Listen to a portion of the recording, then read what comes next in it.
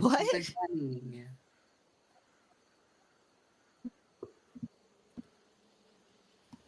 Haha. It worked. Uh-huh. Look, man, you can't put me on the spot like this. Can I pay another $10 to get out of this situation? I think in the spirit of the Chris Fleming bit I showed everybody last night in my house.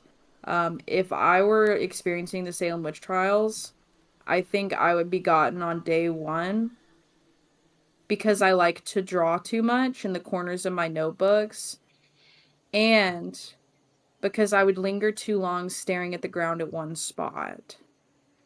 And they probably would think I'm trying to communicate with some sort of teeny tiny demon. Dude, same. Same, dude.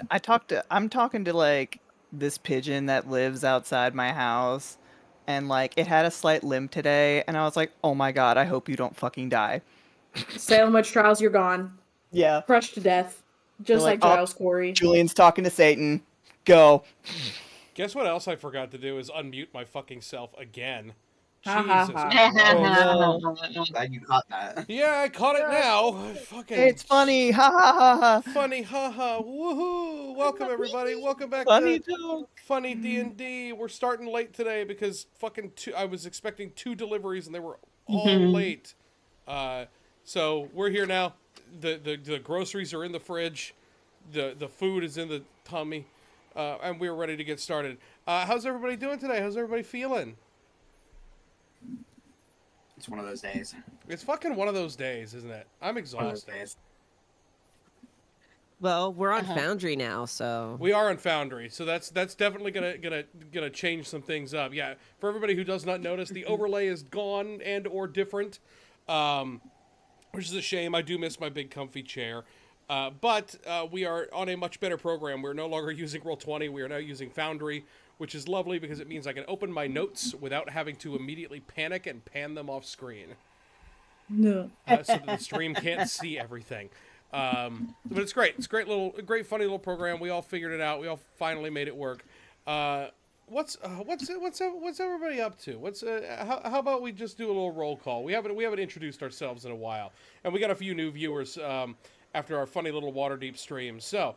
For everybody else who is new here, my name is Michael. I am the Dungeon Master. I am being played currently by Count Wagula, because this is a spooky game. This is Curse of Strahd. This is D&D's answer to Dracula by just making it basically Dracula without changing very much at all. But hey, Dracula's a good book, so why not? I am the Dungeon Master here. I am the Dungeon Master as well on our Saturday games, Fortunate and Favor, the Golden Gambit. But tonight is not that. Tonight is Symphony of Sorrow, our Curse of Strahd campaign. Klaus, go ahead and introduce yourself. Hi, I'm Klaus. I'm playing Griffin. I am a paladin, satyr paladin, and that is all. Okay. Next up is Morgan. Hi, I'm Morgan. I'm playing Matari Nightfall. Who's the problem? The problem, which is code for Warlock. Next up, Jesse. Hi, I'm Jesse, and I play Hida, a Water Genasi monk/rogue. Nice. Julian. Hi there, I am Julian, and I'll be playing Ritter, our reborn cleric.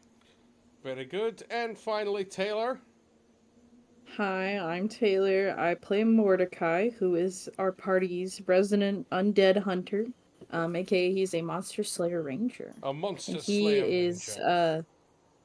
The black cloud of the group. Bless his little heart. It's hard to have a blacker cloud than just being in Barovia itself.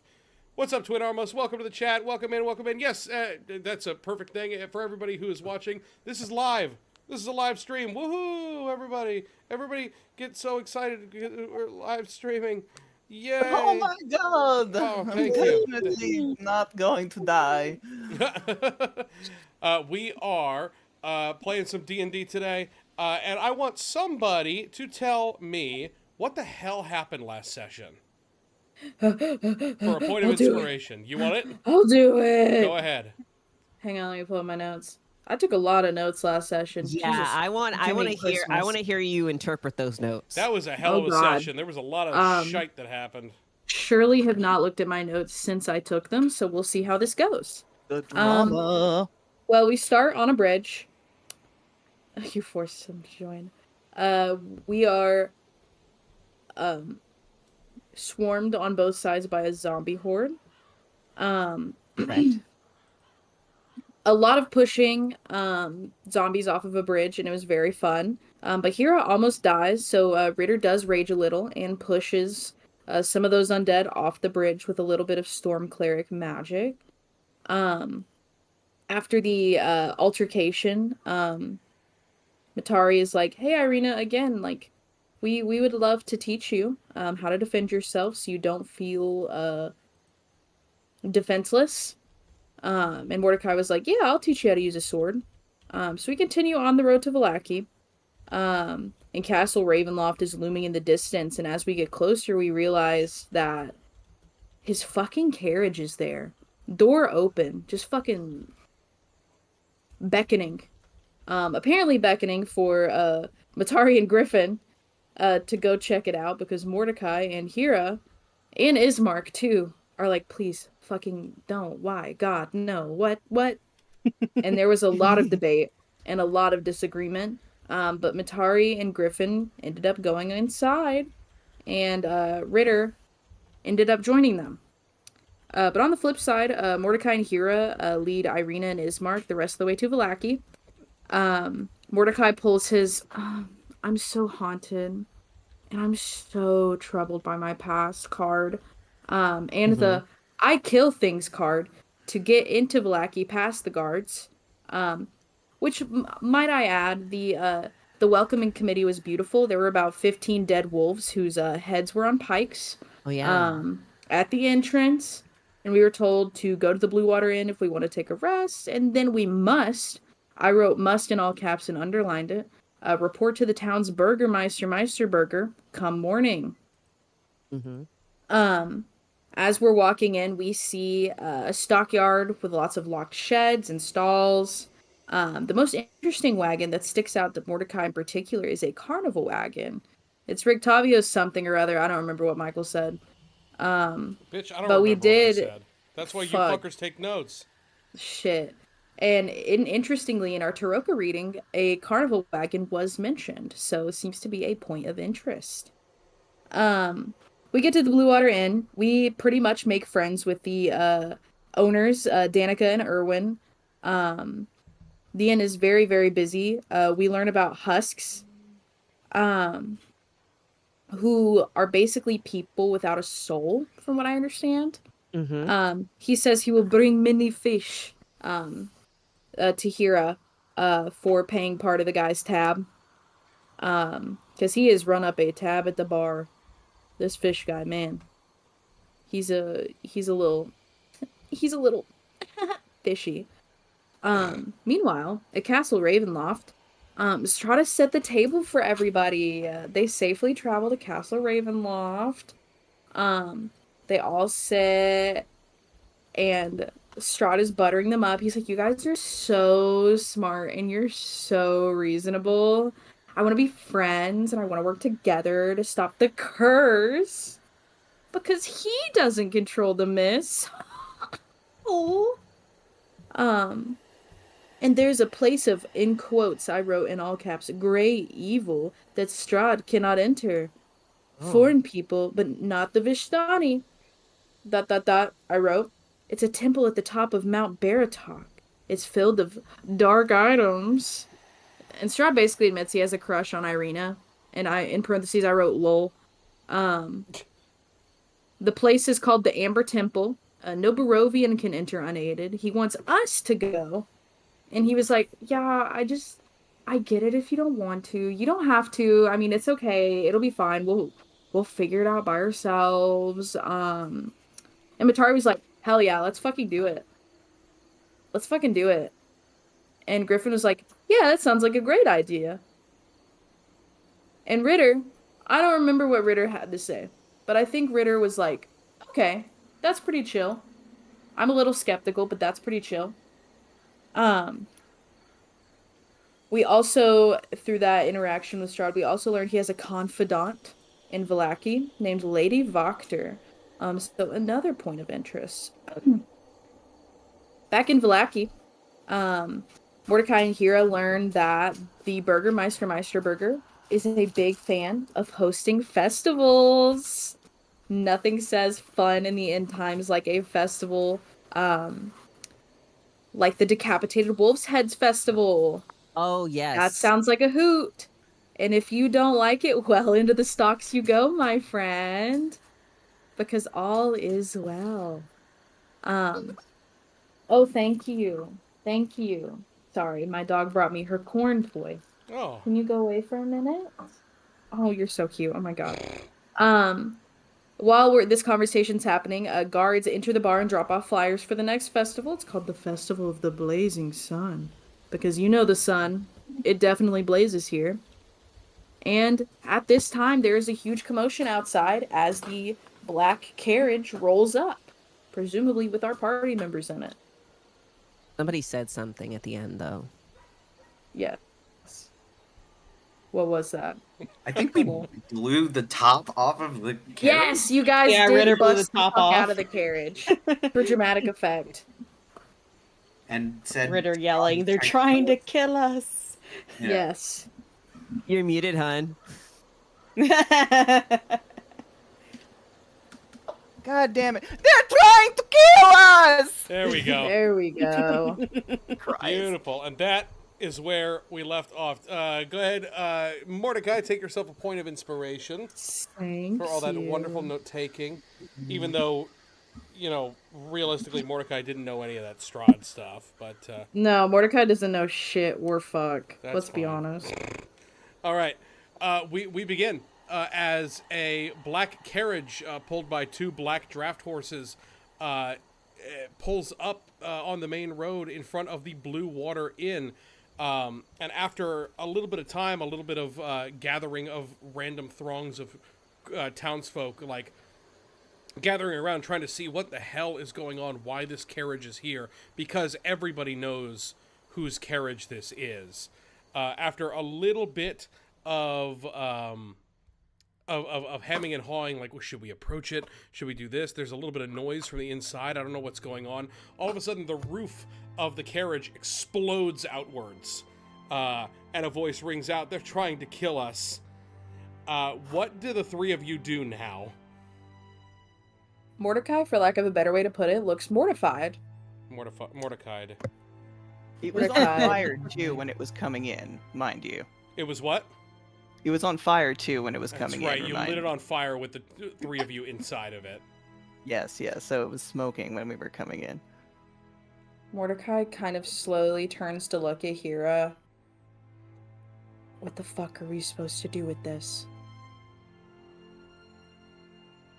Uh, I want to do an insight check of the individuals that I can see, so I can adjust accordingly. So we're bursting out of the carriage at this point.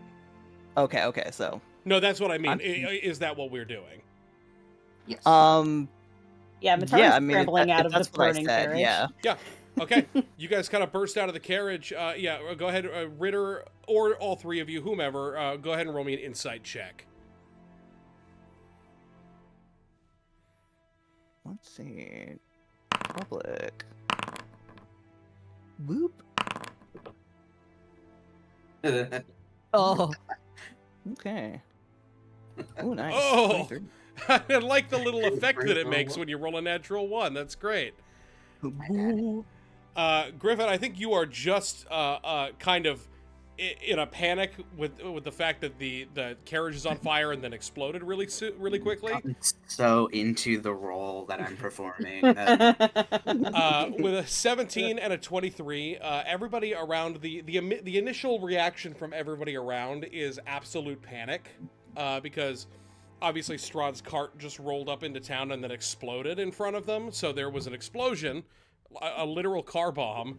So that's causing a lot of people to panic and flee. But you don't get the sense. I mean, that's kind of all that's happening. There are a couple of people who are, running up to try to see what's going on, to try to see if they can help or anything. And they see that the passengers are okay, so they just kind of keep their distance. The only thing that's happening immediately is that there was a carriage, and it exploded, and it's causing everybody to panic. I know what I want to do. Yes. Hira is, because Hira saw all this happen. Like, this has all happened in front of him. And so Hira is going to try and help, because he probably saw it coming in on fire and all this, like, he was probably panicked for a second. And so he's going to try and undo the fire by using create water. Got it. So y'all are going to get soaked, I guess. Because that thing's still smoking and on fire as far as I'm concerned, so... Ooh, this actually might work. Okay, yeah, you Do come it. out, you create water, and you douse the flames on the carriage. Somebody tell me what's going on. I think Matari, seeing that only a few people have taken notice of the actual passengers, Yeah, only a few people are left to have taken notice of the passengers. they're going to reach out for Ritter and Griffin and kind of say, "This is our chance to get away." And kind of motion for them to slip like behind a building. Yeah, roll me a well, I mean, is that do you heed Matari's words? They seem to know what they're doing. So Griffin would. I want to try to help us do that because Hira used water, create water to Mhm. douse the flames, which created more smoke, right? Correct. I want to use gust of wind to blow that into the direction of the people that are still here. Got it. Smoking down. Got it. Okay. Okay. So, who among the three of you has the highest stealth? Ooh. I got a +4. I have a +1, but I have invisibility. Then I mean, you. Well, I mean, I want one of you to roll me a group stealth check with advantage. I think it makes sense that it's Ritter because he's doing this diversion. Yes. Okay. Advantage. Let's go. 14. 14. Sorry, I don't you- have inspiration yet. You guys, you do this. That there's a big burst of smoke from where the water hits. Ritter, you use your gust of wind to kind of make a smoke screen for yourself. The question is, where are the three of you going? I think. Go ahead. Actually, quick question: what side of the carriage is like here on the other side of the carriage, or?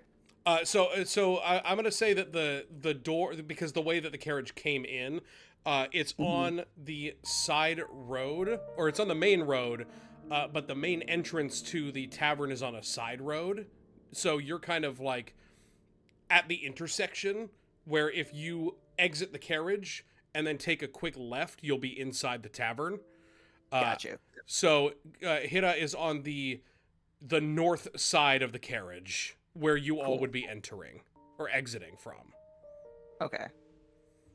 Cool. I just wanted like a visual, like in my head, real quick. Yes. Sorry, Morgan. What were you gonna say? I was gonna say, like, yeah, they want to go down a side street. So their idea is that they'll cast invisibility on Matari and Griffin because we are the most weird out of the group. And you could do that on 2 people at once? I have 2 spell slots. Doesn't it Ooh. require concentration? Oh, it's true. Never mind. They'll do Griffin then. Okay. So the way that it is set up currently, there is not really a good quote unquote side, like it's not metropolitan. There's not like an alleyway you could slip down. What you could do is just try to get out of the way in the kerfuffle. If you want to go away from the tavern, you might be able to blend in a bit. But it's not, like I said, there's not like an alley in this area. So I would say pretty much then, like, let's just take the first corner, and then if we're not being pursued, then slip into like probably the inn. Okay. Let me see here. I'm looking at a map for myself here. Or maybe if we can like roll a perception check to see if there's maybe like a break in like the walls, or maybe if there's like a barn or something like that, or like a fair enough. Yeah, Roll or everybody roll me something. perception or investigation. which is better for me. Ooh. Oh no, I moved your dice. I'm sorry. Investigation is a 20 I got 11 on a perception. on a perception. Griffin is We'll just take so the investigation. distracted. So Griffin, are you drunk? No. Griffin is having a panic. There was wine involved. How you doing, Frank? Yeah, Welcome Frank. in. Welcome to chat. Welcome. Big party. Yeah, we're playing some D&D. So the carriage is right here. You'll see me ping in the map there. Mitari will notice off to the west, just on the other side of this carriage, there is a barn. Or not a barn, but like a small stable. It is attached to the tavern, but it's definitely like... It's definitely a no customers kind of area, and therefore it's pretty blocked off. That might be your best way to go. Matari gonna do it. Okay, so you're gonna lead them all toward the stable, basically, with a 14 stealth check. I have to roll a couple of dice here. Oh. They gonna see my ass. Won't see Griffins though. Yeah, no, they won't see Griffin. Yeah, exactly. Okay. What you do is you manage to slip through this smoke screen, this panic that's been caused, this horde of people that's kind of running away from the scene of this explosion, and you manage to sneak around the side of the tavern and into a stable. Now the question is whether or not your party members see this. So I need Hida and Mordecai to roll me perception checks. Ooh, musical sting. Always. You said perception check? Please. Okay. Let's see. Excuse me. I gotta get used to I fucking suck. Girl, me too. What the hell? I got a nat 1. Hida, what you see is as Griffin, who is kind of hard to miss, is stepping... What's up? Can we say that Ritter and Hira like made eye contact for like half a second? Oh, I think so. I think that's easy enough as well. Like, so the whole scene that Hira sees is the dousing of the water. Ritter and Hira make eye contact, and Ritter goes, poof, smoke screen. And just as they're running out, Griffin sticks her head out of the carriage and immediately goes invisible, with Mitari close behind. So the only person that knows where you guys went, ostensibly, at least from your party, is Hira. But as you kind of run to the stable, what are you guys doing? Are you just kind of like hiding inside and laying low, or what's up?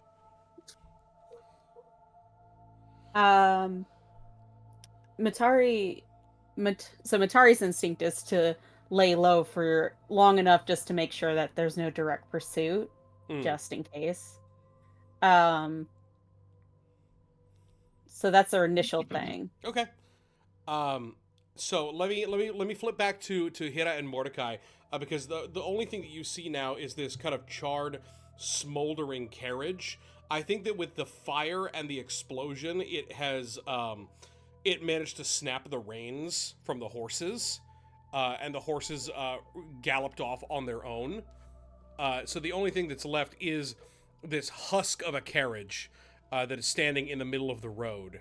And eventually some people will come by and start to inspect it, try to see what the hell's going on here, including Erwin and Danica, who will come out of the bar and just start try to piece together exactly what happened. And they'll go up to you, Hira, and they'll say, "Do you know what happened here? What is this? Some sort of attack?" Don't worry about it. Some people are in the tavern.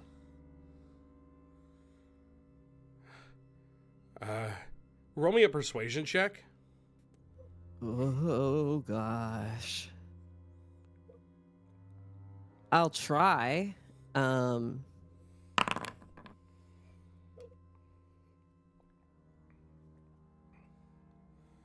8. Some people are in the tavern. The people who did this? What are you saying? Some of my people. Where? He is going to like jut his chin in the direction that he think, which is just going to be vaguely down, I suppose. Somewhere that way, right? Like toward the stable? Yeah. I didn't see. I don't know what just happened. Erwin says, "Look, I don't know what just happened here. I don't know what all of this is, but I'll trust you for now. Come back inside.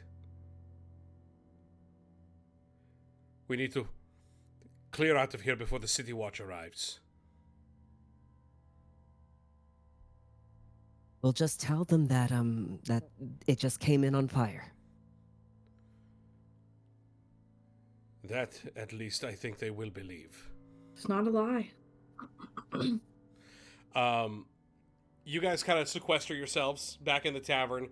The three of you who are in the stable, I want you all to roll me a perception or an investigation check. Or an insight check. I'm gonna go with insight first. God damn! Wow. What is happening? Wow, guys. Oh man. Oh. It's fine. Ritter got us. Oh. I got a Holy nat shit. 20, and I used my knowledge of a past life. So you got a 30 on Yeah. your insight check. Good God. So give me something fun. Yes, yeah. You,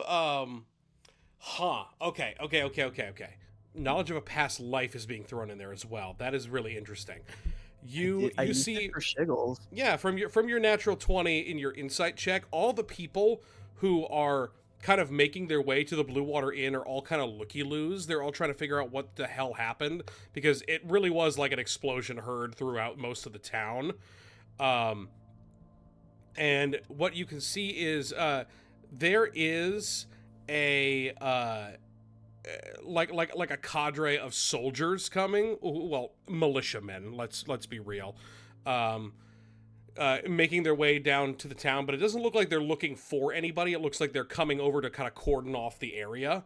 So you get the sense pretty clearly that you guys are not being pursued as like terrorists.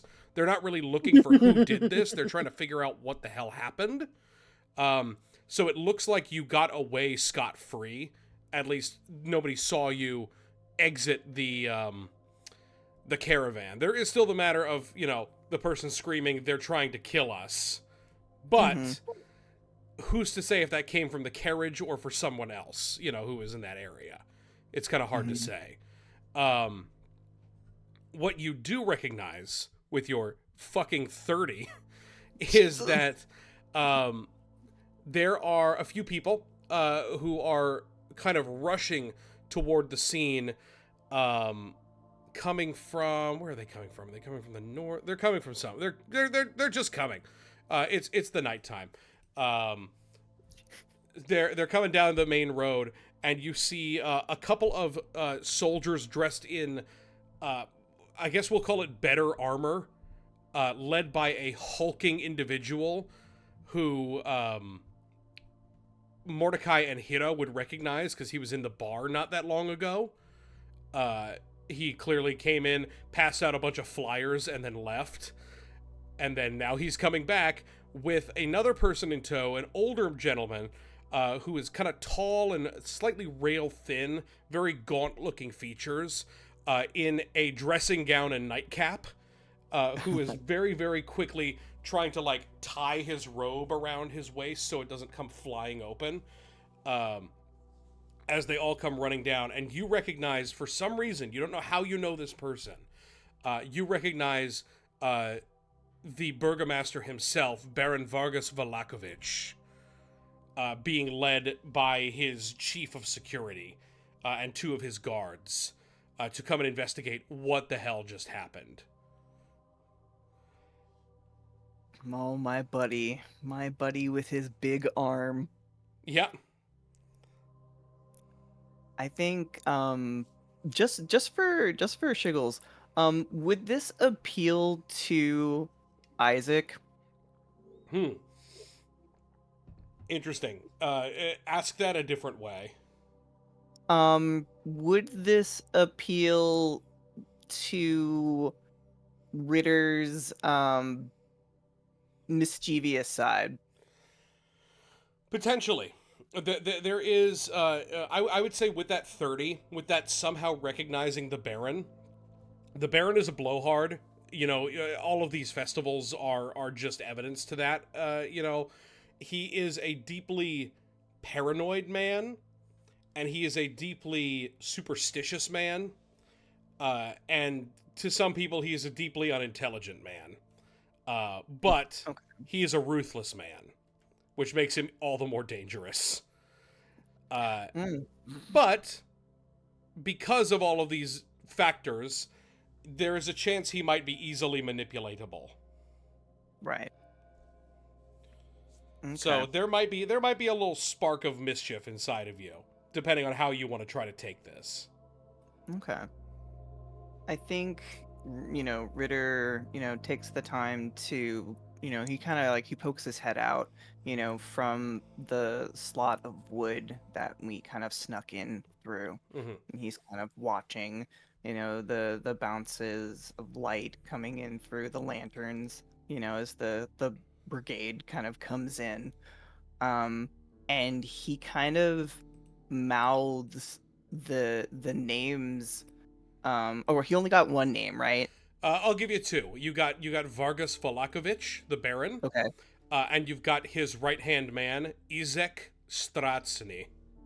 Okay. And Matari, you'll hear, and Griffin, you'll hear, Vargas Valakovich. Izek. I can't pronounce the last name. Strasny. Strasny. Strasny. There you go. I fucked it up on purpose. Oh, good.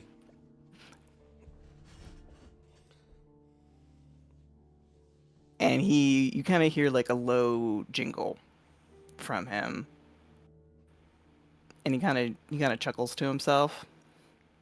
And then slowly, Matari, you'll see like a little fist like emerge from the shapes of clothing, and it's just offered to you. What do you do? Yeah. What do you? So they're their hands crossed like what? Are you just gonna leave me hanging? Smacks your hand like that you do Gale. No. He kind of he pulls his head back and pulls his head back inside. It's called a fist bump. A what? A fist bump, dude. It's to mean a job well done. We pulled off the ruse. Yeah, that we did. So much that we even got the Baron to come out. oh, by the way, I totally know who he is and his right-hand man. Um, I don't know how. I guess I must have come here before. Which is weird. I thought I was stuck in the one area. Yeah, so did I, and then you rolled a fucking 30. Oops. You've just been everywhere. No, that doesn't sound right. But it doesn't matter. Hey, found out some intel, I think. Maybe we can cross-compare it. But it seems like you might have a new best friend you can play with. And he kind of looks towards Matari with a smile. It's like a cat smile.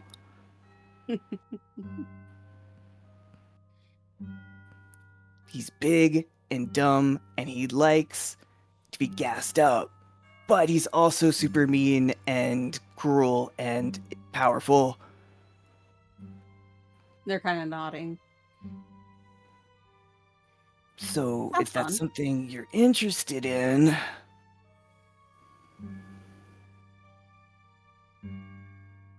We just kind Good of to keep in mind. just putting him on the docket for what, manipulating him? a terrifying invisible voice. They'll snap their fingers and free Griffin from invisibility. Ritter like jumps momentarily and he goes, oh, okay, I thought you were here, but like, no, I mean like, I just, seems like he's, I mean, does that sound like to you that that's a good person? You mean I to mean- toy with? I mean, no, if he's super, mean and cruel and powerful. Oh, don't get me wrong. I'm not disagreeing with you. I just want to be on the same page here. I mean, it's at least something that we can cross-compare with. That and Mr. Big Meaty Arm, Mr. Isek. I don't know much about him, just that he's a right-hand man, and, I think he scares me. Matari's gonna stand up and kind of try and peek through where Ritter's looking. But they're looking at the carriage now, trying to figure out what happened. But we got away with it. I'm pretty sure we did. I think with that kind of like sentiment, I'm pretty sure we did. We'll cut back to the crew inside the tavern. We see Mordecai and we see Hida, who are kind of like playing it close to the chest with Erwin and Danica, as these guards come and begin to cordon off the area, trying to figure out exactly what went on. And then coming straight through the front door is that massive man again, that massive enforcer, Izek. And quickly coming in behind him is the reedy, gaunt, still quite tall, but no one's quite as tall as Izek Stradsny, Baron Vargas Valakovich. And Erwin will kind of pipe up and say, Baron, I did not expect to see you here tonight. What brings you out so late? And the Baron kind of continues to try to bundle himself up as best as he can, try to look less disheveled, because he sees that, like, half the town is in this bar right now. He says, Mr. Bartikov, it is, well, I wish it were under better tidings that I did come, but, well, you know how it is. Or perhaps you don't. Or perhaps you do. Tell me, what in the blazes happened here? Is there some sort of celebration I should know about? The one thing that you notice about him, more than anything, Mordecai and Hira, is that even when he is speaking in these kind of strained tones, this sort of like pseudo-panic, he still has this massive, like almost Cheshire grin on his face, almost like he's forcing it or has been forcing it for so long that it's permanent. He sets Mordecai's teeth on edge. Yeah, I'm sorry. Hida's going to like when Mordecai and Hida went back into the tavern, I feel like Hida was kind of trying to make it so that he wasn't paying attention to whatever was happening. Yeah, Mordecai. After he doused the water, he's trying to like avoid eye contact with the authorities right now. And so he is not looking over there at all. In fact, he's trying to make it seem like he can't hear it all. Mordecai will not face that direction, but Mordecai will definitely be listening in. He'll lean over to Hira and whisper, "Is he not the most unnerving man you've ever seen? I think he sets me on edge more than..."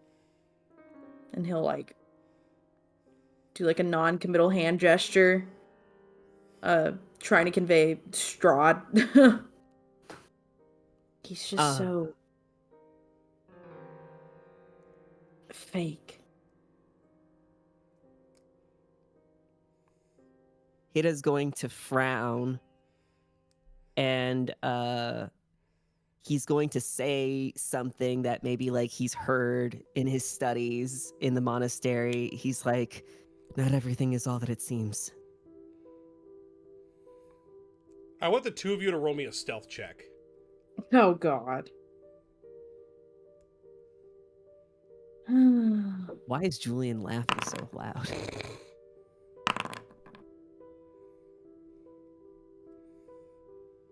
All right, call him out. What do we get? 24. 10. 10. Well, with your 24, you're able to say this so well under your breath that nobody really seems to notice except for Hira. Hira, who is deliberately being, like, avoidant, says this thing just loud enough under his breath that the massive man, Izek, strides forward and places his meaty left arm on the back of Hira's neck. Not like threateningly, well, a little threateningly, but not with extreme force.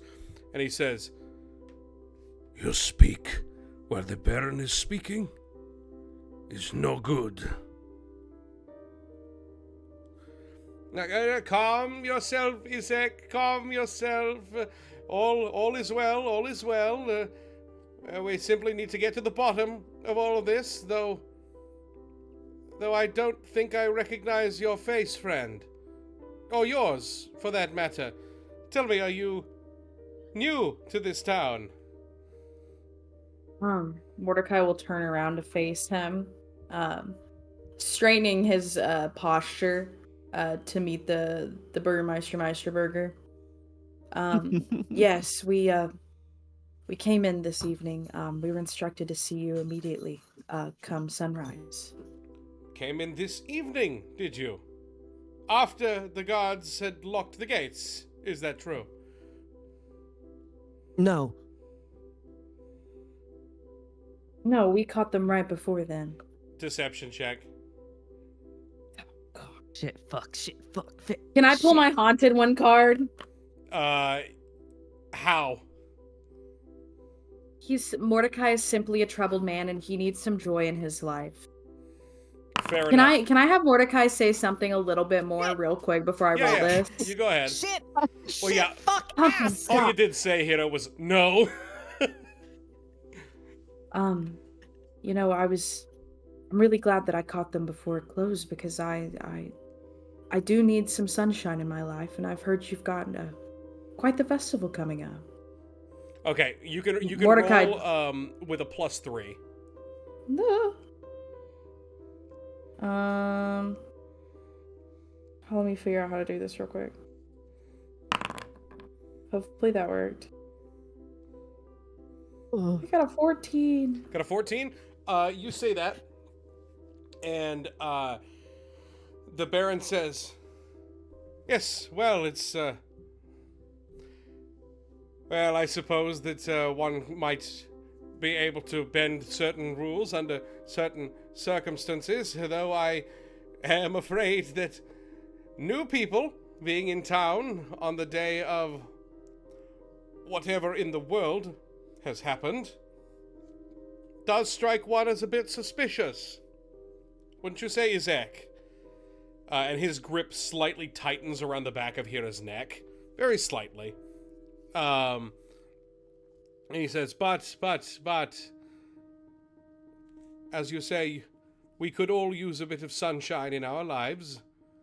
No, yes, sir. And yes, it is true that we do have a festival on the horizon within this next 10-day. The Festival of the Blazing Sun, he kind of, like, says to everybody else in the bar.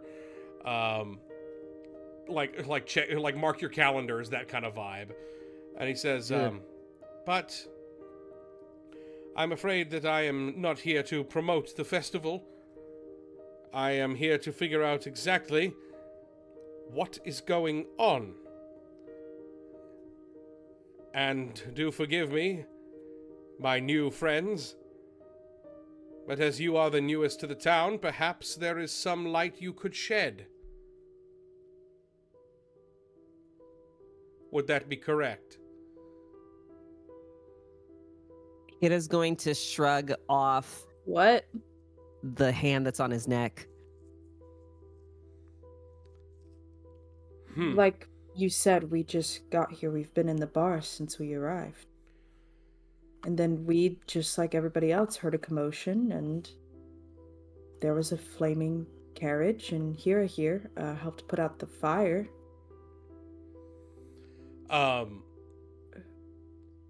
What's his name? The Baron says... the Baron doesn't say anything. He just kind of, like, glances past you. You can tell that he's trying to sneak a look toward Erwin. Who very solemnly, very subtly gives his head a bit of a nod, as if to say, yes, their story is true. He looks kind of about the bar, and everybody else is kind of keeping close to their chest. They don't want to involve themselves in all of this, but they're not outright denying anything. And the Baron will say, well, there it is then. Apologies, my new friends, and yes, do please come and make my acquaintance at a more proper hour tomorrow. Yes, my apologies, sir. Ah, yes, well. I shall have to have a word with my guards, but no matter. In any case, I believe that my guard will be keeping a perimeter for a while until we can figure out exactly what's going on. Now, if anyone has any information as to what happened with this burnt-out carriage, well, you know where to find me. Good night, everyone. All will be well.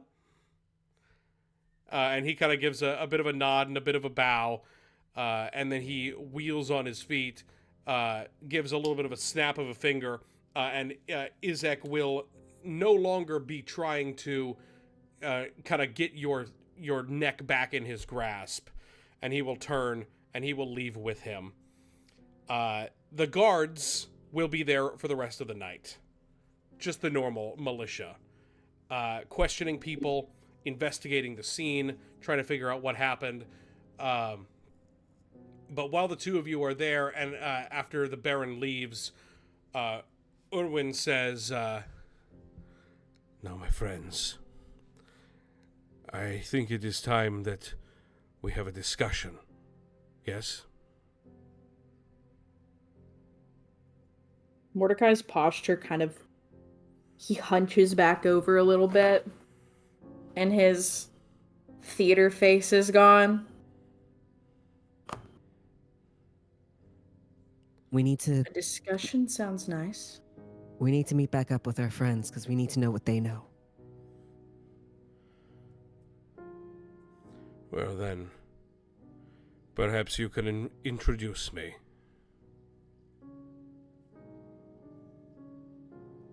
Yes.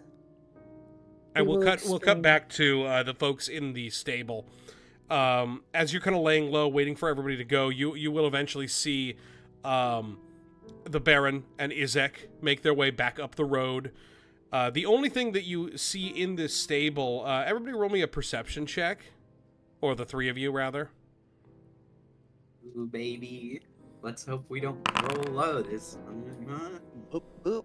Oh, somebody did. Sorry, what was that? Matari! Investigation or perception? Perception. I got a nat 20. Nice. My dice helped you. All right. With a natural 20. Yeah, Ritter, you're kind of like staking out the hole in the wall. Griffin, I think you might be doing the same. Or is Griffin preoccupied with anything else? Honestly, she's still kind of weighing her options. Fair enough. Mitari, you take a look around and you see the only other, well, the only true occupant of this stable is a massive draft horse in one of the four little like stable paddocks that is just kind of chomping away at some oats in a bucket and occasionally taking time to look to all of you and figure out what the fuck is going on. But it's a horse, and it doesn't seem to be too terribly bothered. You get the sense that it has seen crazier things than people stowing away before. But the other thing that you notice that's very odd is up in the rafters themselves. I mean, I wouldn't say it's very odd. Just maybe the concentration of them is odd. You notice no less than probably 6 or 7 ravens in the eaves of this stable. There is a second level to the stable. You can, climb a ladder into a hayloft, which is where all these ravens are kind of congregating. But they are all just sitting up there, keeping an eye on the situation, it seems. Can I roll? See, Morgan knows things about ravens, but I want to see if Matari knows about ravens. Could I roll a nature? You can roll me a nature. Get out of the way, skill. I understand what skill is. Ooh, 18. good. Nature check of an 18. Ravens are incredibly intelligent birds, obviously. When people invade their space, they are known to be quite territorial. It is odd that these birds have not, cawed at you once. But this is not the first time that you've seen a raven in your journeys. There was a rather persistent, if annoying, raven down by Tser Falls that was squawking as the crew was looking for bones at the bottom of the lake, or at the bottom of the river Ivlis. And was squawking before you made your way to the bridge. These ravens, however, are quite quiet. They're just kind of eyeballing you and observing the situation, as it were. And the personal knowledge I wanted to recall, and I think an 18 would get it, is ravens don't normally travel in large groups. No, not particularly. They are typically solitary. This is an interest. This is like a congregation of like pigeons, But there are no pigeons, only ravens. Only ravens, exactly. But yeah, they don't typically flock together, unless there's something to be gained from doing so.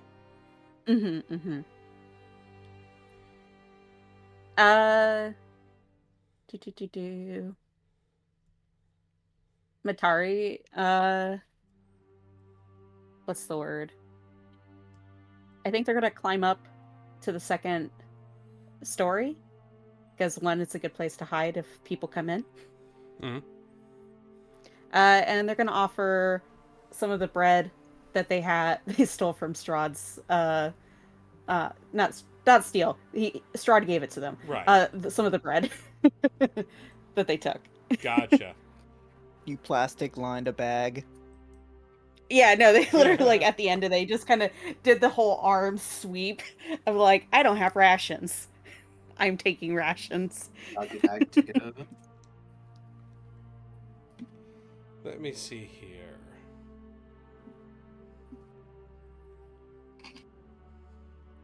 Yeah, you manage to climb up, and the ravens get a little bit tetchy as you do so, starting to kind of like titter among themselves and caw very softly. But you can see You're welcome. you can see the as you get up closer to the loft itself. It's quite dark in here. You can see that like I said, there were like 6 or 7 ravens or whatever. No, there are dozens upon No. dozens of ravens up in the highest eaves of this building. I've seen this movie before. Birdemic? Birdemic, yeah, they all start dive The bombing and Birdemic, yeah, exploding. Oh my. Quite a few of you. I wanted to offer a peace offering. They set some bread down. The birds don't go for it. They just kind of keep eyeballing you. I think they're not going to push their luck. They're just kind of sitting, also finding the higher vantage point a bit better until they decide to. Mm-hmm. The coast is clear. Yeah. Excuse me. Let me see here. Let me remind myself of some layouts. They will take the bread back, though. One of them kind of like snaps at you a little bit as you try to. Hey! If you want it, you can have it. As you're just kind of, getting the lay of the land and hanging out for a minute, eventually you hear movement from outside the main doors of the stable. Uh-huh.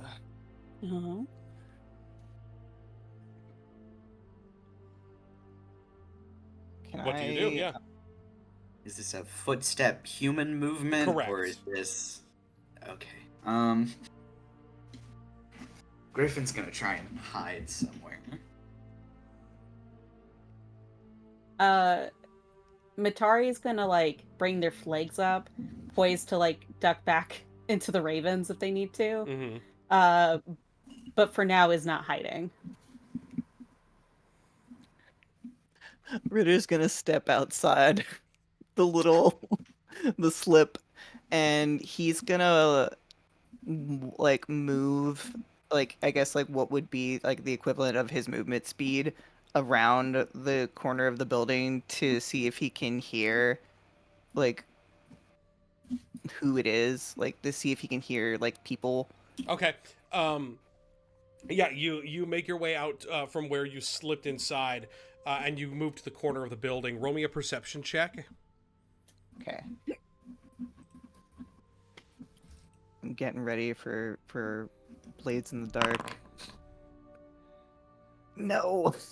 9.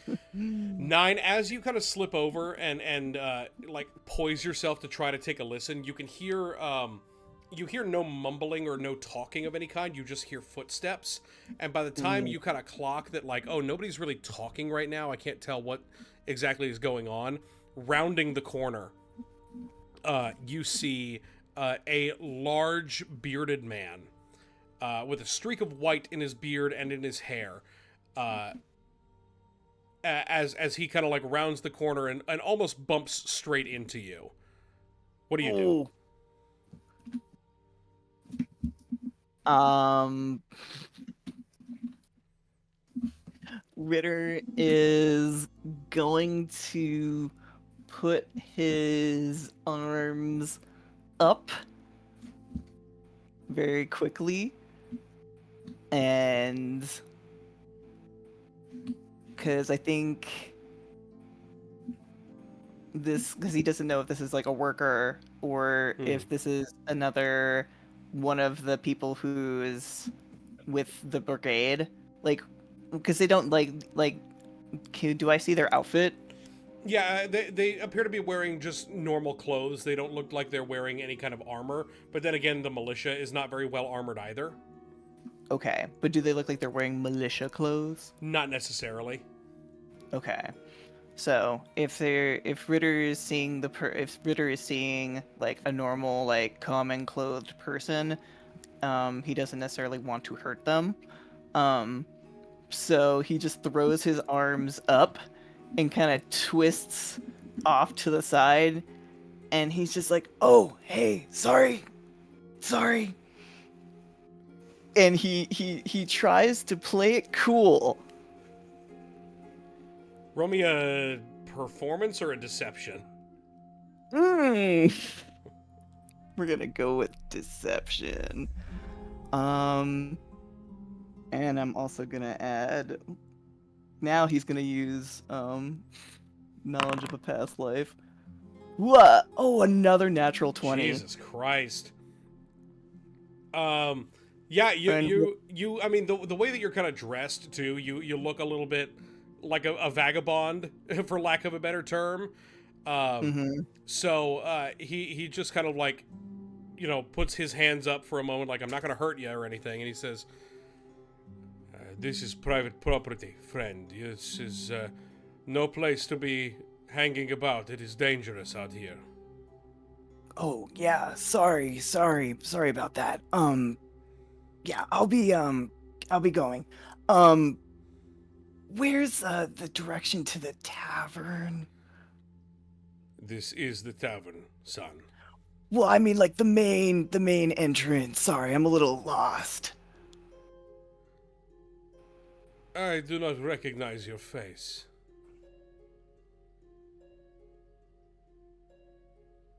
No? That's because I'm one of the entertainers. He looks desperately around for. Jesus. Oh, One of Rictavio's friends. yes. Well, your friend is inside. If you just follow the building as you were going, you will find the front door. Right. Thanks, dude. What was your name again? Martikov. I am the proprietor. Martikov. Okay, right. Got you. Sorry about that, man. I'll make sure that I definitely don't go places I don't belong. Sorry about that. he just pats him on the shoulder and just very stiffly walks forward Great. where he's supposed to go. You make your way around the building and back into the tavern front, where you see Mordecai and you see Hira sitting up at the bar, with Danica, who is kind of like pseudo keeping them entertained and pseudo keeping them detained a little bit while Erwin goes and investigates things. The only other thing that you do see besides the way that the tavern was described, the two wolf hunters in the corner, the two drunken noblemen idiots at one of the tables, you do see a very colorful bard sitting in the corner, sipping at several mugs and strumming some off-key lute, now that everything has kind of gone back to normal in the tavern. This, you would imagine, is Rictavio. Cool, that's my new boss. Worry about that later.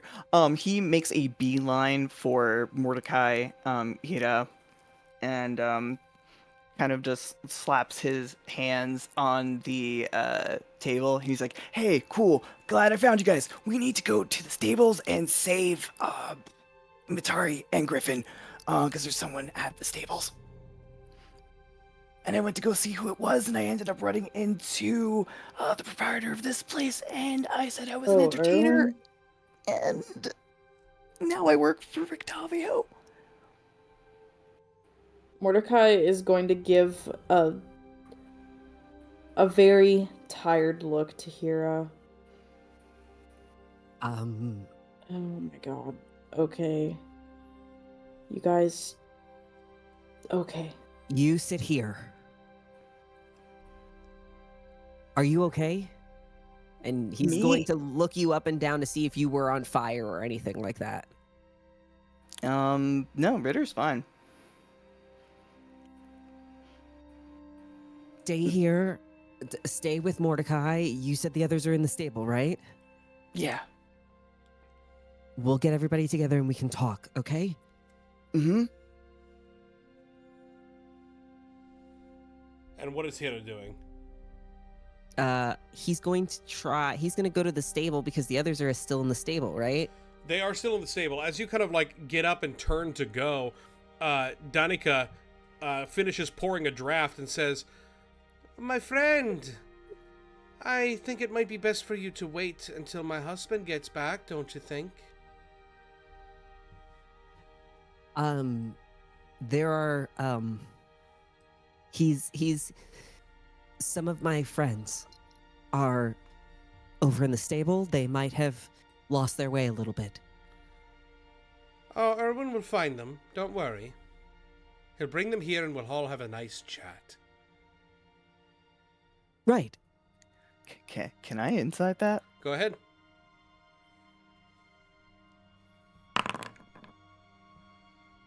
Never mind. You're a bunch of weirdos in her tavern. That's fair. The fact that Hira keeps mentioning the fact that there are people hiding in her stable is a little bit odd. With that 16 insight, you get the sense that that if everybody just shut up for a second, this will work itself out. Is the Mordecai vibe is that going- she's giving. Yeah. If you guys would stop talking yourselves into holes, it'll be fine. Just shut up. Be quiet. And just drink something. And Mordecai will push a stein over to him and smile at Danica. One drink wouldn't hurt. Spoken like a true monk. A true special kind of monk, I should say. We cut back to the stable. Griffin, you are hiding. Please roll me a stealth check. Ooh, baby. Whenever we get to stealth checks, I remember that I have to do my fucking disadvantage roll. Mm-hmm. So I've got the fucking armor on. God. Oh my god, we are just rolling like shit today. Yeah. Like collectively. I don't know. Ritter got a couple hot Yeah, a couple of rolls. hot nat 20s there. That's true. On slightly not literally, but some game breaking knowledge. No, not literally. It could be. It could be. The sliding doors to the stable open, and this large bearded man steps through. He just kind of speaks up and says, "Whoever is in here, I've met your friends. Come out and we'll have a civilized conversation. Yes? Do not make me look for you." Meanwhile, Griffin is very loudly clattering around. Very loudly trying to hide. Yeah.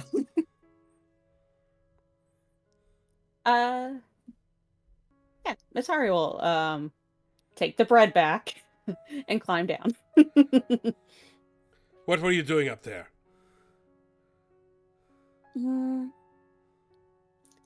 They'll give a sitting. Hello. You said my friends are inside. Yeah, you come down here and get in the paddock with your other one. You can see me. I could hear you before I got inside. Damn it. Damn it. Darn. Matara will go stand next to Griffin. Erwin, who you will eventually know him as, very quickly moves past you after you make your way down the ladder and climbs up to the loft, and you can hear him kind of rooting around. I want you to roll me a perception check. or investigation or insight. Is this just a Matari roll? No, either of you. With the investigation, it would have been a 21. 21. Okay. Mm-hmm. Alright. It's because you made your dice too lightweight. They're practically see-through. You're right. All right. You gotta make heavy dice. Heavy dice. With a 21, you get the sense that there was something up there that you did not discover, that Erwin was very concerned about losing. But eventually he will come back down. Seems to have calmed himself. He found what he was looking for. And he'll come back to the paddock door and say, "Well, that was quite a show from all of you outside." A little more loud than I prefer. I should say so. Now the Baron is breathing down our necks again.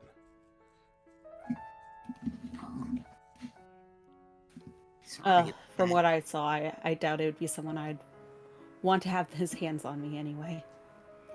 Sorry, I didn't mean over. What were you gonna say? Yeah, Griffin, what were you saying? Just apologizing.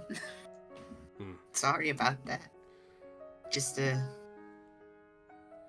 mean, I didn't really see him, but it didn't seem pleasant from what was described.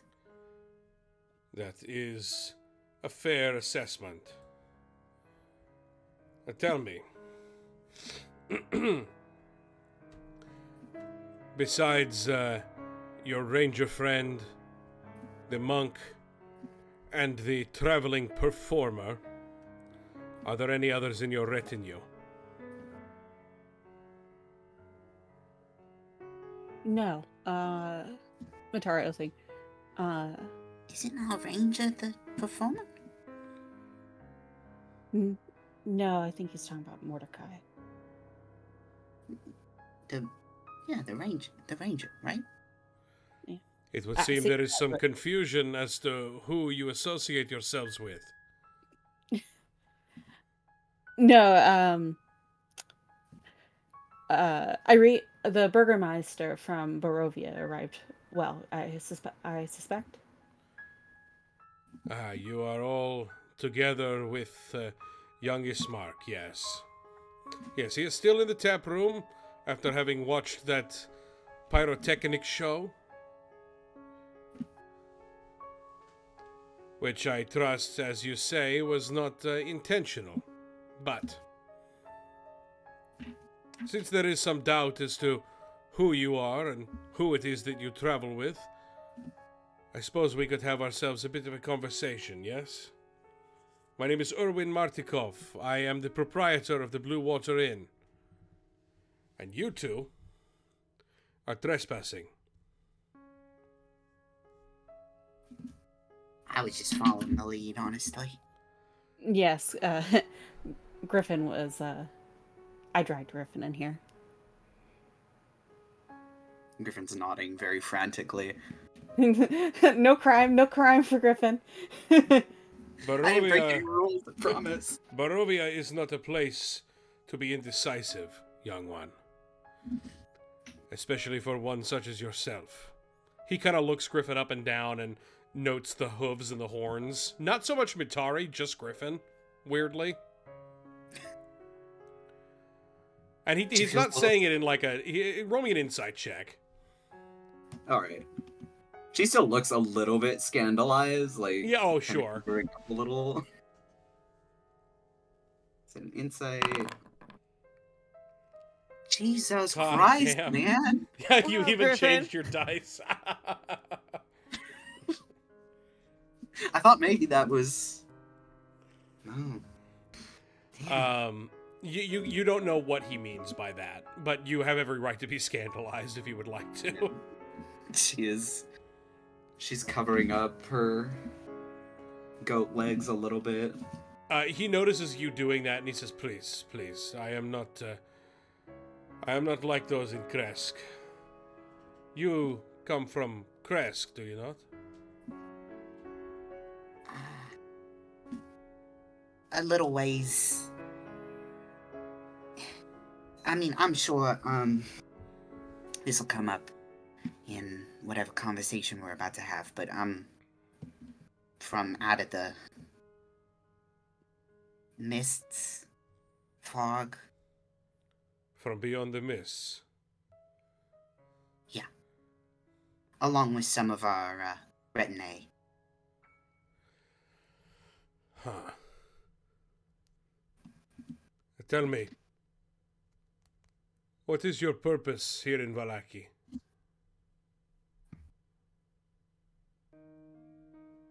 I wish I knew. As far as we've been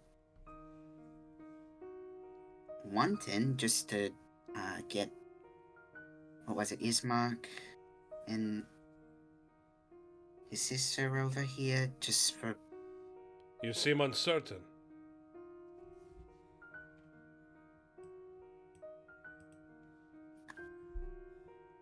Well, I'll be honest, I'm not entirely sure myself what the end goal is coming here, outside of just helping out a couple of friends we made. A noble goal. Noble enough. But it would do well for you to learn your purpose.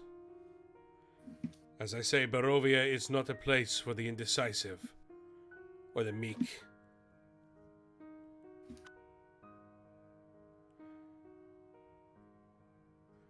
And indeed, if you were dragged along by this one, I would be careful who I allow myself to be dragged by. Matari looks over dramatically offended, like, oh, how dare you? He'll look to Matari and he'll say, are the two of you were in that carriage, no? Matari pauses for a moment and considers lying. But You need to he'll say, consider very long. Griffin has a very guilty look on her face. no, if they did, it would be disadvantage.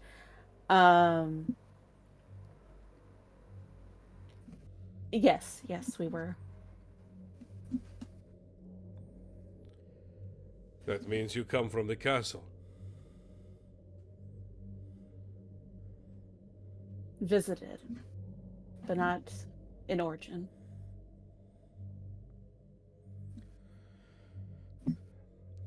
And why, pray tell, would those who visit with and court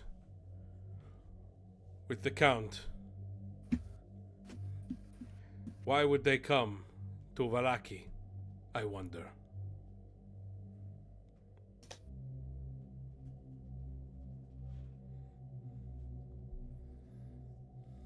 If it helps at all, we were coming to Vallaki before being whisked away. He pulls out a massive pipe and just starts packing it with tobacco as if he knows he's gonna be here a while. Matari will say, I will make myself clear. I and the others act as independently as we can. So my choices are my own. But Strahd did ask for us to look into Vallaki, apparently. According to him, and they kind of put a hand as in, I have no idea if I believe the guy. They don't know what's happening in here. And they're worried. So I figured, why not? Get some lay of the land. Interesting. I would not put it on that footing. I would say that he does not trust those in Vallaki, just as he did not trust those in Barovia, or indeed in Berez. But I imagine these names are lost on you. Do you trust the people here? Some. I do believe there are some people who want the best for this city. I believe there are some who want the best for themselves. My family, we keep our heads down, and we do what we can for our own.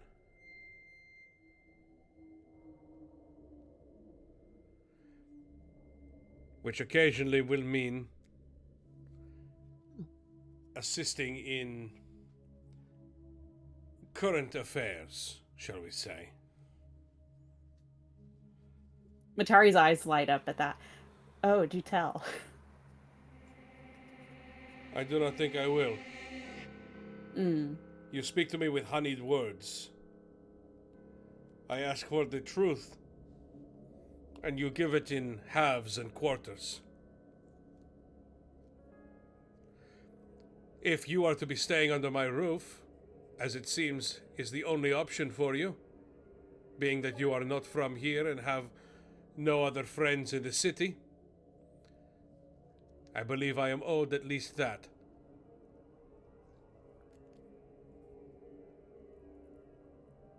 Well, why don't you set me forward?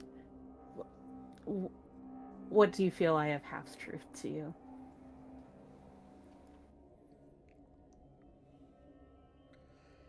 That I cannot say.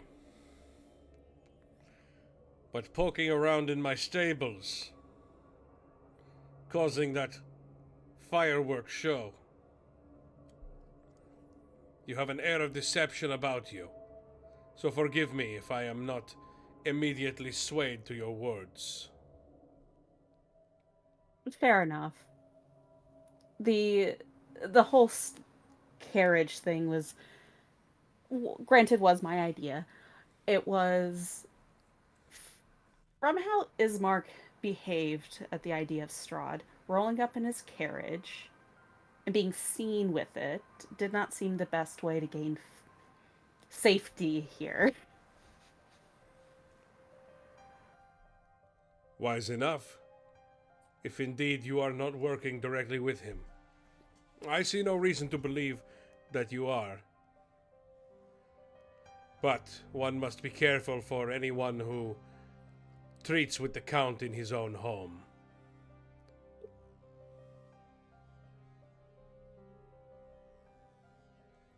Seems wise. Just, personally, it was more of a curiosity sort of, venture, but also Matari was going already, so I figured someone That should you be there would for her. follow along. Yeah. Now that you're saying it, and I'm saying it out loud, kind of... Nonsense, she was keeping me safe. Well, that... I trust you've heard of the perils of curiosity?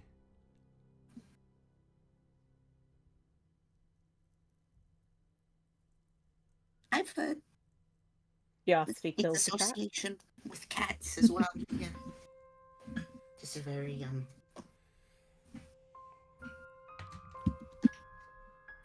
It seemed safe. I don't mean to press on your hospitality, but I do have a cat inside I would like to check on. A what? A cat. They have a cat. Her name is Zoe. Very well, I believe I have learned all I can from the two of you. Let us go speak to your friends, shall we? Yes, sir. He will step back, and he will hold open the door of the paddock that you guys are in, gesturing for you to move past him toward the tavern. We're gonna cut back to those in the tavern as Danica kind of gives you all a round and will speak to Ritter and say, now you are all together. Why did you not come into the bar together?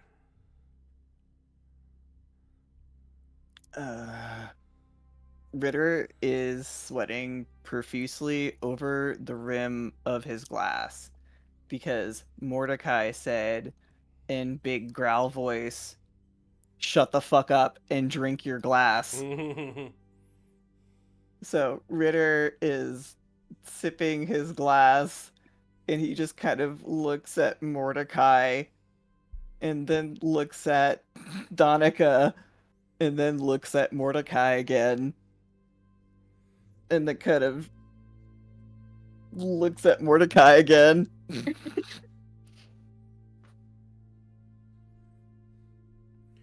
This one He doesn't say anything. This one he is your keeper? He nods.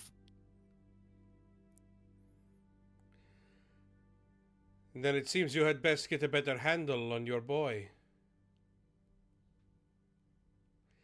She's gonna slide down the bar to be face to face with Ritter.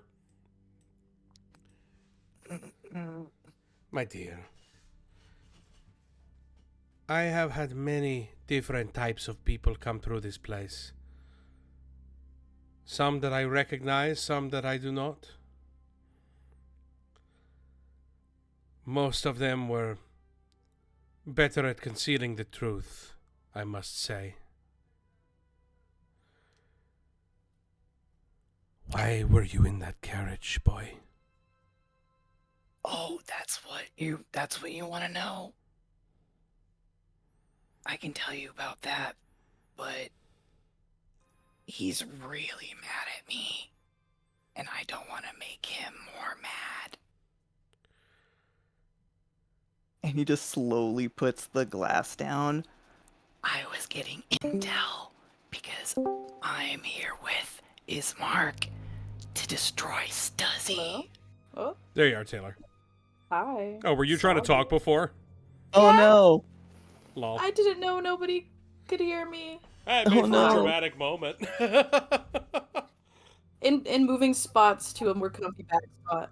Oh my god, I was really trying to talk, motherfucker. Okay. No, what were you trying to say? Mordecai was trying to say, Ritter, I know I told you to shut the fuck up, but these people feel the same as us. These are the right people, I believe. These are friends.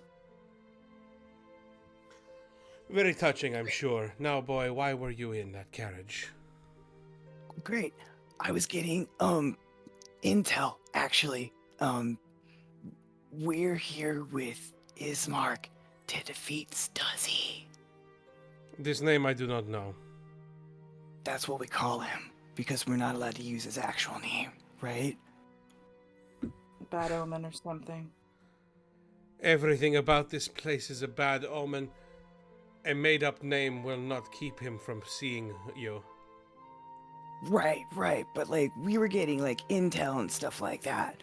And I was trying to give him the benefit of the doubt, and then he went and threatened everybody.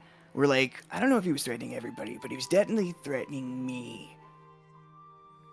But he gave us intel on how to fix the whole mist thing. And I don't know if it was like kind of like a plan to like get us to find his magic treasures for him, And Ritter will like give like the account on like where the amber. Yeah. So this is the first time that Mordecai and Hira are hearing this as well. So everybody will be caught up at this point. Yay. yeah. She just kind of smirks and she says, "And you believe what he said to be true?" No, but it's at least a reference point. It's the first time I've had a reference point. to get close to fixing this. I feel like I've been here a while. Is this the problem, though? I don't know, but at least it's something for us to look into. But he also went and complained how it's super dangerous. Don't go there right away.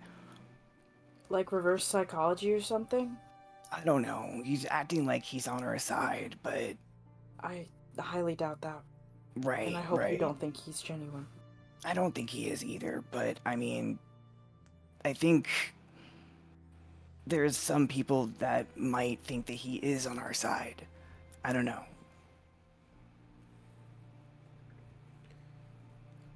He I just just going know to that cross his arms and say, "Not everything is like it seems." Right. Like, Is that your new catchphrase? he I'm might kidding, not I'm kidding, be I'm kidding. in control of everything. He might not be like the biggest big bad. There might be like another big bad around him. Like, what if he's the big bad that like can't control all the big badness? Maybe there's like another big bad on top of that big bad. What if you're the big bad? And then he like blinks and he's like, wait, no, let's like, why did I say that? Great question. Let's not point fingers like that. But Um, anyway, he turns back to Donica and he goes, we're here to do good. And if I have to do something to prove it to you, give me a quest. She, you had your moment to have this conversation with your companions, and when you turn back to Donica, she's pulled out a big pipe and she started packing it with tobacco because she knows she's gonna be here for a while. And she starts puffing away and she says, "You are wise not to believe everything that the Devil Strahd says. He will come to you as a friend, but he is the greatest foe that this land has ever seen. Even before he ruled it. If you wish to know more about him, I would speak with those that he failed to kill south of the town. But that is another matter. If you truly come here with the goal to defeat Strahd, then there is perhaps something that we may be able to do to help each other.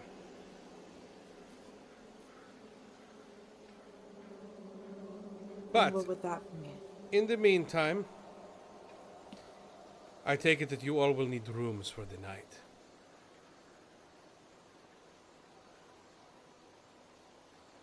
How much for a room? How much are you willing to give?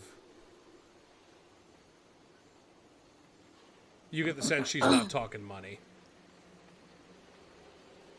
Well, I can offer hunting. Meat, a supply of meat that it's not necessarily from those. We have Soldar and guys. Yevgeny for this. Do you need anything done around the tavern? My boys do most of the sweeping and the mopping. I mean, what are you willing to do for Mother Barovia? How far are you willing to go? Are you another fly-by-night group of adventurers?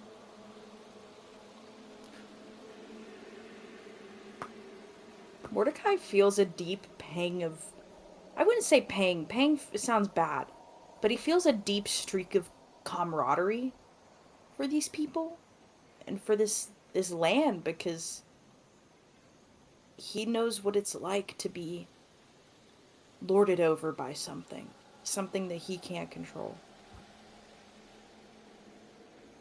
You know, the resilience I've seen in these people has shown me that, has taught me that I think I would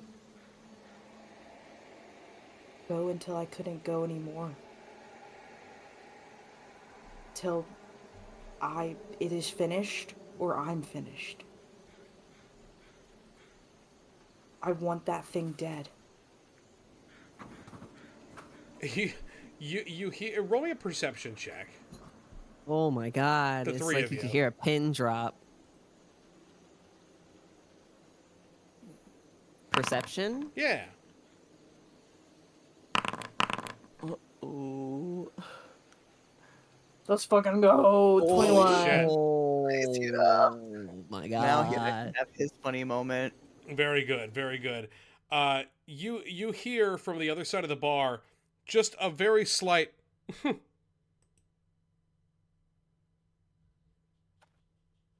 As you Hida look is over, going to. yeah, go ahead. Hida's not subtle. He's just gonna look.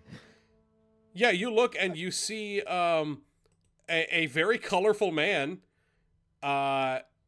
sitting in the corner of the bar, sipping and strumming on his lute, having heard what you all just said and scoffed very slightly.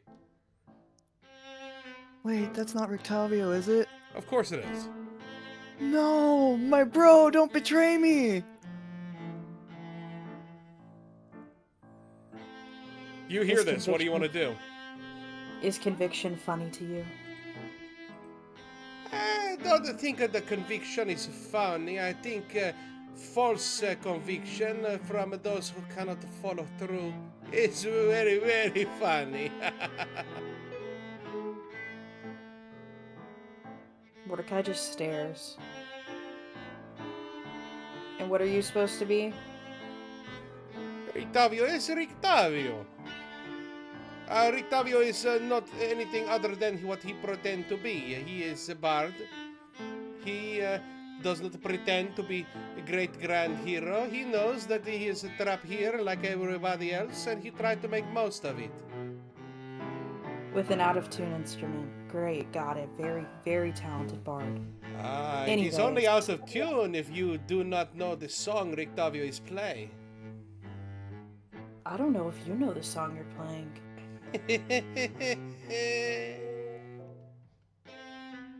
He'll sneer and turn back to face Danica. Either way, that's what I would do. Danica kind of sidles in and she says, very well then. We don't have many rooms available, but there is something I think that we can work out. I want to have Ritter do something. Yep. I know it would be extra, but I kind of want him to try to do some sort of either a persuasion or a performance. I don't know if this would be at Danica or at Rictavio, but because Rictavio is going to be Ritter's new boss, I want Ritter to do something along the lines of, Hey, you gotta write a new story because I made Stuzzy bleed. Oh, Christ. Yeah, roll me, Oh, roll me a no. performance check. if I cast Spiritual Weapon, can I cast it with advantage? Yes. Okay, let's go to my spells. Where is Spiritual Weapon? Ba-da-dum. Consume spell slot. Yes. I want it to take the shape of a guitar. Oh my god. My rock opera can begin now. We need a Ritter's Rock Opera playlist. I mean, I have a regular playlist for him. All right, I'm also gonna add my last silliness of the past. Let's go! Oh, It doesn't look like a guitar at all. Yeah, it Rip just my It looks like a Icon children's spell. drawing. Rictavio kind of looks at this and he just you make it, you say you make it the devil. With what? With your strings? With that hunk of wood? Or what even is? Please, you are all amateur. You are all know nothing about the world. Hey, is there some kind of check I can roll to see if Mordecai fucking loses it or not? That's up to you, my friend. Is there a restraint check? Wisdom. That'll be a wisdom saving throw, but that's ultimately up to you. I'll do it and see what I get. Private. Oh, I'm gonna. Oh, hold on. Ritter immediately dispels it, and I'm gonna fucking. Gonna cast guidance on your ass. Am I allowed? So I'm rolling this publicly. You don't have to. Then I will not cast guidance. No, it's okay. It's okay. Ritter is in too much distress at his whimsy. It looks like an inflatable guitar. Oh, Mordecai's just sick and fucking tired of the theatrics. That's been his whole fucking I life. was gonna say, it's been his whole life. You know... Oh god, where do I even fucking begin? Do it, coward. You won't. Mordecai will stand up, and you can hear the bar stool scooting on the ground. It's that kind of abrupt standing up. Mm. And he will stalk across the bar, eyes blazing. I got here. How long had they fucking been here? Probably a 10-day.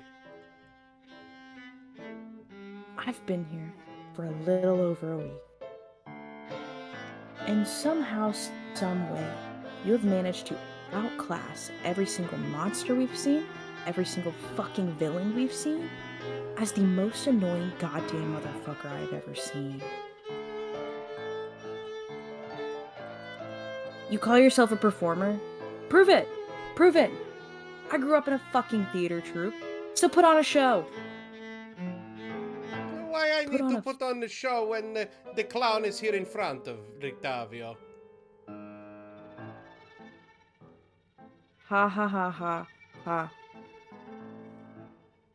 Yeah, You well, need some better material. he's a better performer than you are. Oh god, don't fucking say that. At least I not pretend to be something I am not. So, tell me, what do you see? I see someone who is very far out of his league. Someone who is trying to make up for something horrible. And someone who is failing to do so. How close is Rictavio?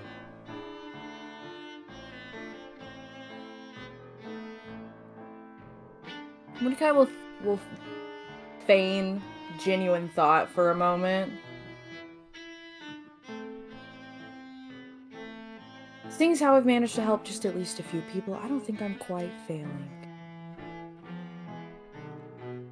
But no, I'm giving it too much help all thought. you like, but that will not save the ones you have hurt. Hey, I have something. Yeah? Mm-hmm. I apologize for my actions. Oh. Are you gonna do something stupid before I can? Because I was about to. I feel like we were both ready to go, and I just feel like I need to help you make this worse, obviously. Because fuck this guy. This guy's kind of an asshole. And Hida thinks he's an asshole. And Danica asked what we would do to save this town. And Hida's like, I'm going to start with the assholes. Excuse me. And then he's going to punch the bard. Roll an attack. Oh, man. I think I'm going to suck at this, but we're going to just do it.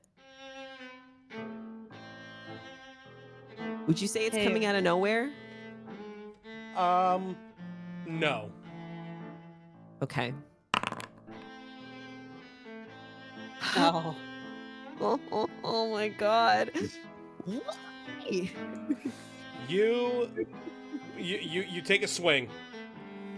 Just as Rictavio leans back, sees the fist go right in front of him, and then leans forward with his drink as if to stand up from his bar stool, and he says, temper, temper. But you don't have to worry about Rictavio no more. Rictavio has seen all that he can from this town. Rictavio, move on. Is that what you wish?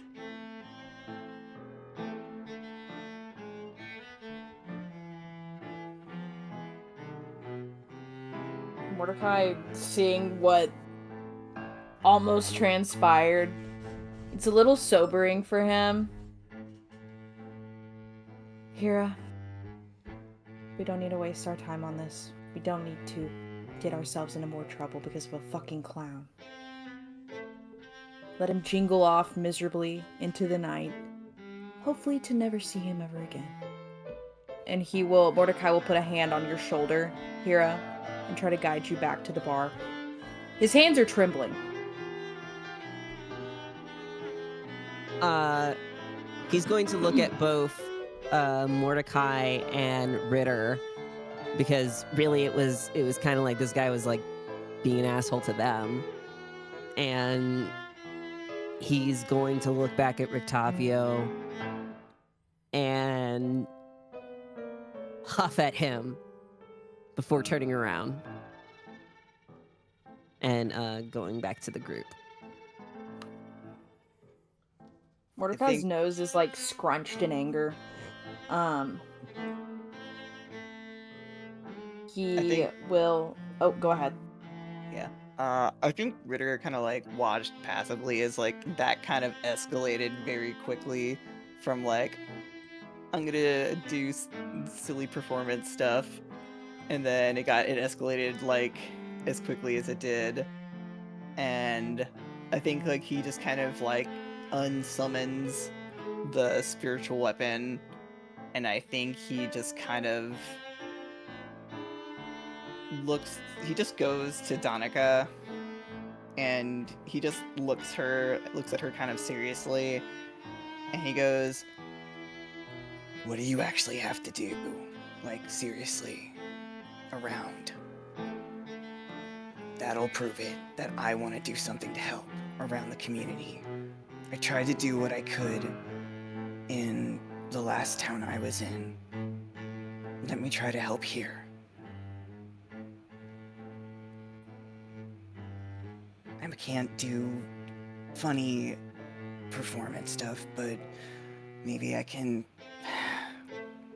do something like a cleric can. You say all of this. Donica gives it a good thought.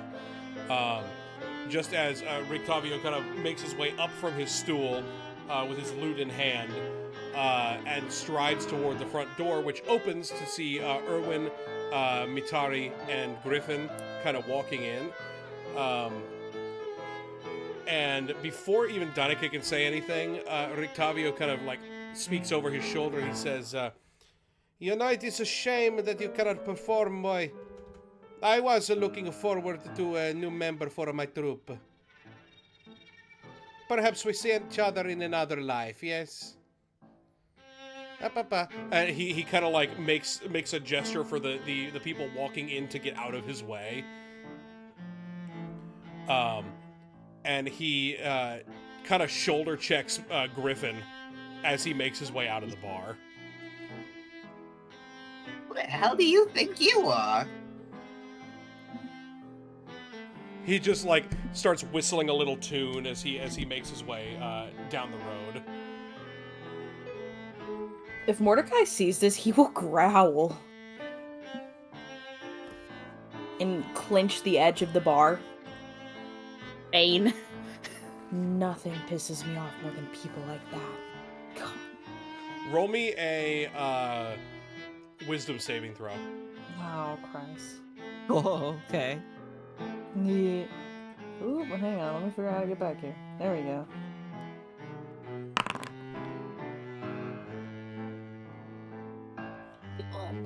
There's a bit of a moment where you grip the bar just hard enough for your fingernails to kind of dig into the wood a little bit and cause you to bleed very slightly. Yo, can I insight that? Yeah. Go for it. As far as I'm concerned. Hey, Fucking natural hell. 20. This bar is like solid oak. There's no reasonable reason he should have been able to do that unless the bar was rotten. But they take good care of their wood here. Like, Mordecai just did like a big crunch, like a strength that does not seem natural. Correct. Especially for someone his stature. Yeah, for And a he's twink like skinny. him. Mm-hmm. Ritter's eyes kind of flare momentarily, and he kind of eases back from the bar. I don't think he says anything just yet, though.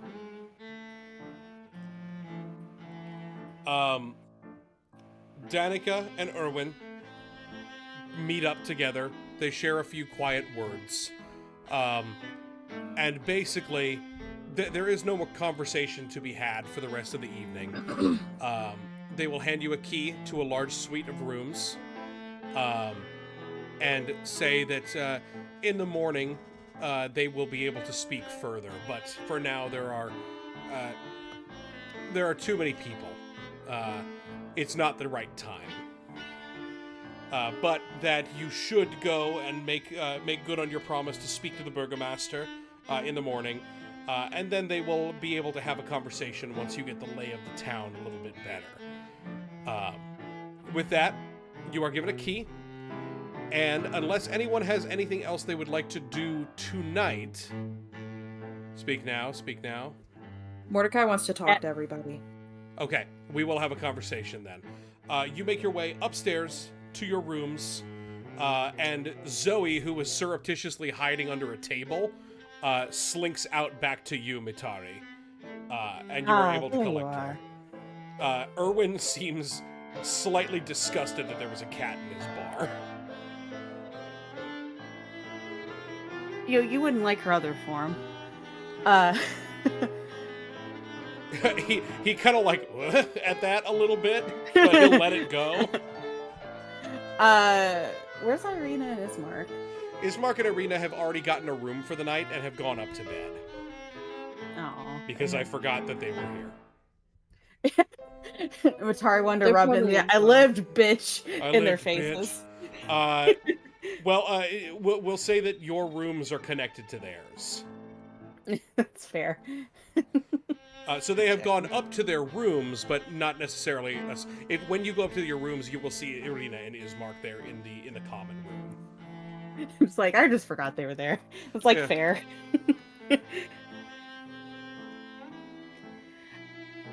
Anybody else have anything they want to do before we all kind of reconvene? So, chat with the party and check on the Coilins. Yep, chat with the party, check on the kids, and then we will take ourselves a long rest. But first, I need to use the bathroom. So we're going to take about a 3-minute break and be right back. Okay, we'll be back in 3 minutes. Go pee. Bye-bye. Swag!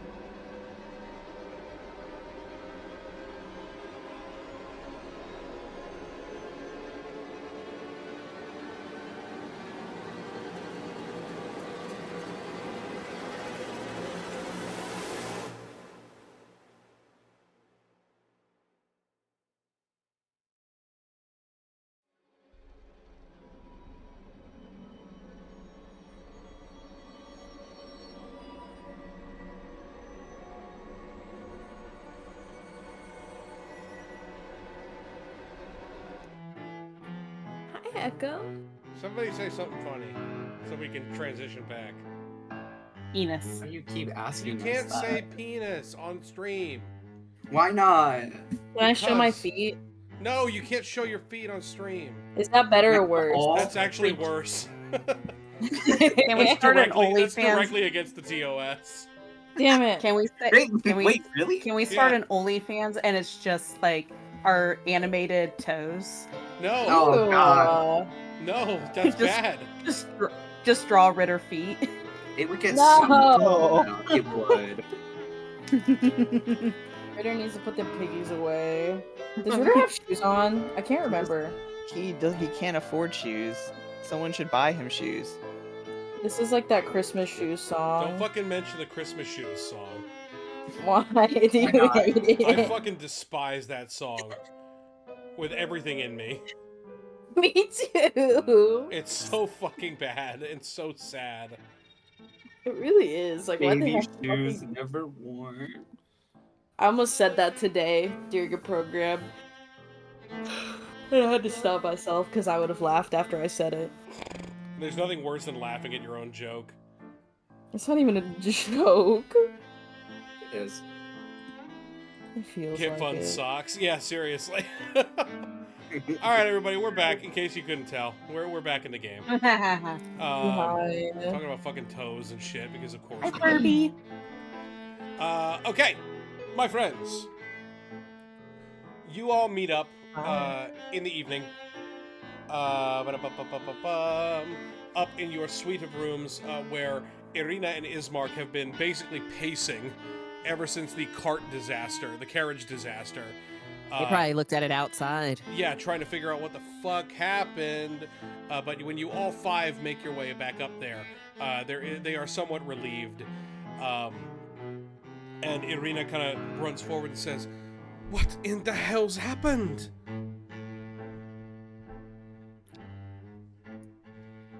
A distraction. Pyrotechnics. A distraction from what? Someone said that they were trying to kill you. Oh, that was Ritter. That was very good improv. Well, what Matari gives Irina a shit-eating grin. Great. Ismark kind of pushes ahead and says, "What happened? What did you made it back? What did he say? What did you do?" He said a lot, and he At dinner? inferred a lot.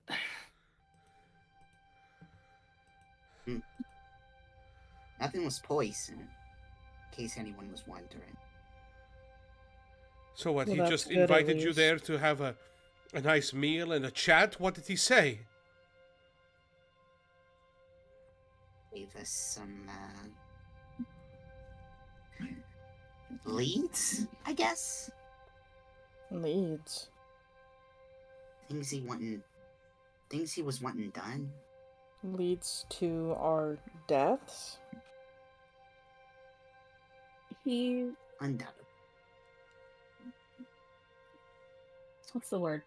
He expressed oddly genuine concern for the land, which I found surprising.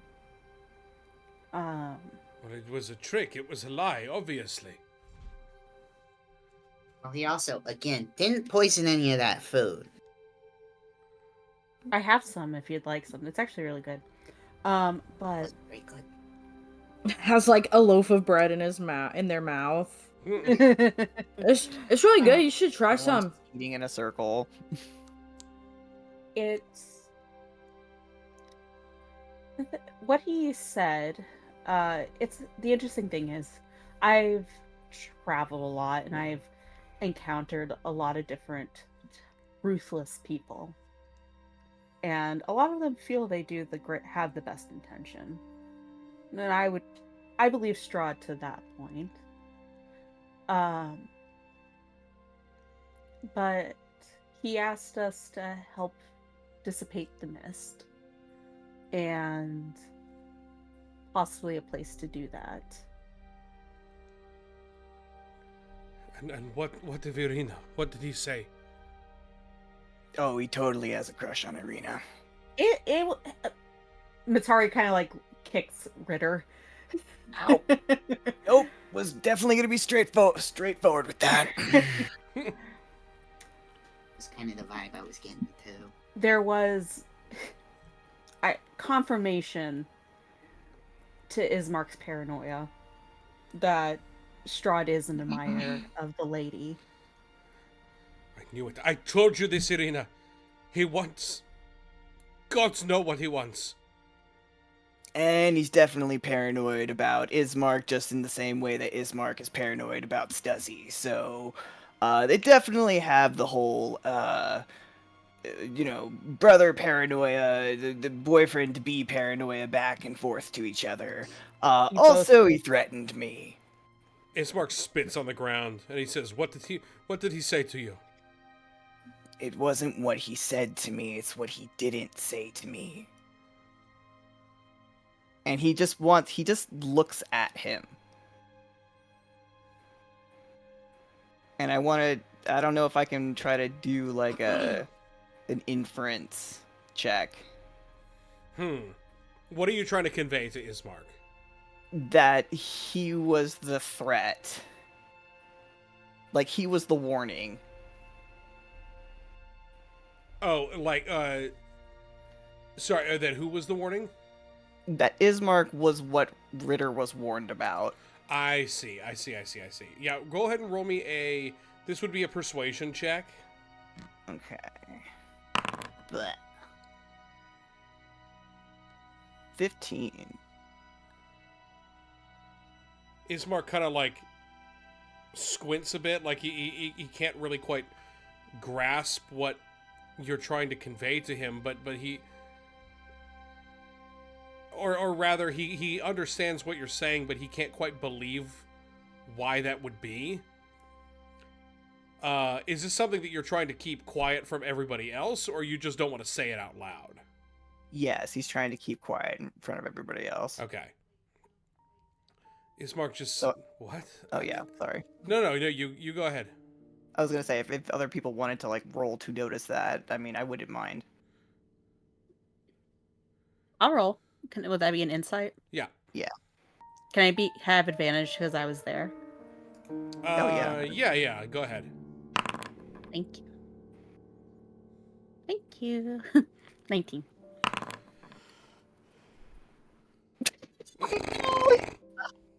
No! This is so sad. Your insight, Ritter is conveying to Ismark that Strahd warned the party about Ismark himself.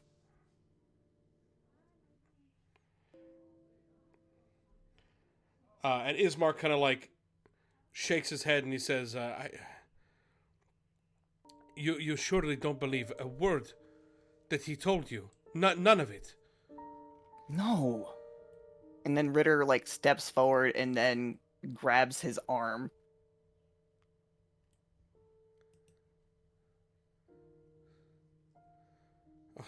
All right, fine. I strongly disagree with Ritter there. What, you believe anything that madman has to say? I think your own paranoia makes you a threat to yourself and everyone else. Paranoia? Your little trip to the castle has proven me right. Everything that I feared is true. He is after Irina. He would poison you against me. That's not what I'm saying. Well, then what are you saying? I'm saying you're letting your bias cloud your judgment. As in, you need to think. You're thinking with your fear and your guilt. And it makes you stupid. Matari actually, like, as they were saying, like, kind of gets this, like, thing of kind of like a sneer in their mouth. But then they lean back and then they just kind of gesture. It's like, he's all yours, Ritter.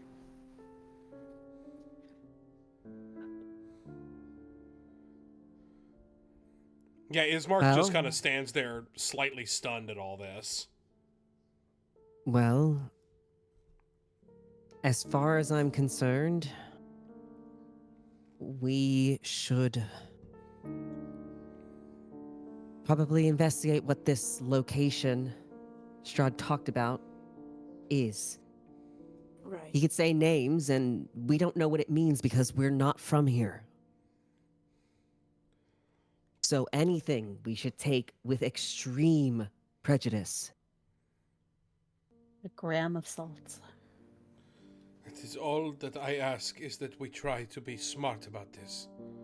He has something to gain by telling you what he did. That's why I wanted to cross-compare the information.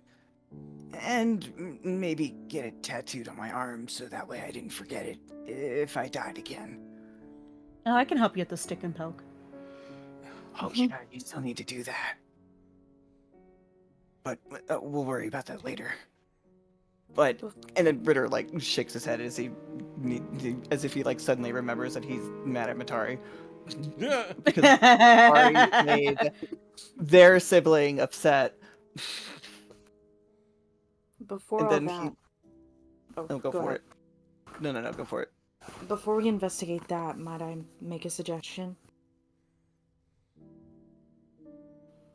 In our Taroka reading, here, I know you weren't in there for it, but one of the things that she brought up was something about a sword of pure sunlight, and that there's a man that he's not what he seems, like you were saying, Hira. She said that he comes in a carnival wagon, and in that wagon is what we seek. That clown has something we need for our end goal. You mean the guy We that need bumped to- into me? Yeah, that asshole. You mean the guy I almost punched? Yeah. The guy that was gonna be my boss. Whatever, yeah. Sure. I guess? What? Get that part of the story. Okay. Maybe that's some, like, a past Ritter experience servicing, but, okay. I don't know, maybe it sounded cool to, I don't know, be like a performer or something. I don't know, Ritter, but I don't have to sleep, so we can go now. Ritter, first, if we make it out of here, I will introduce you to my family, the theater troupe, and I think you would love them. But yeah, I want to go deal with that scumbag and get what we need and hopefully scare him out of the fucking town because I cannot stand the sight of him. Right then. Well, it's not like he can leave tonight.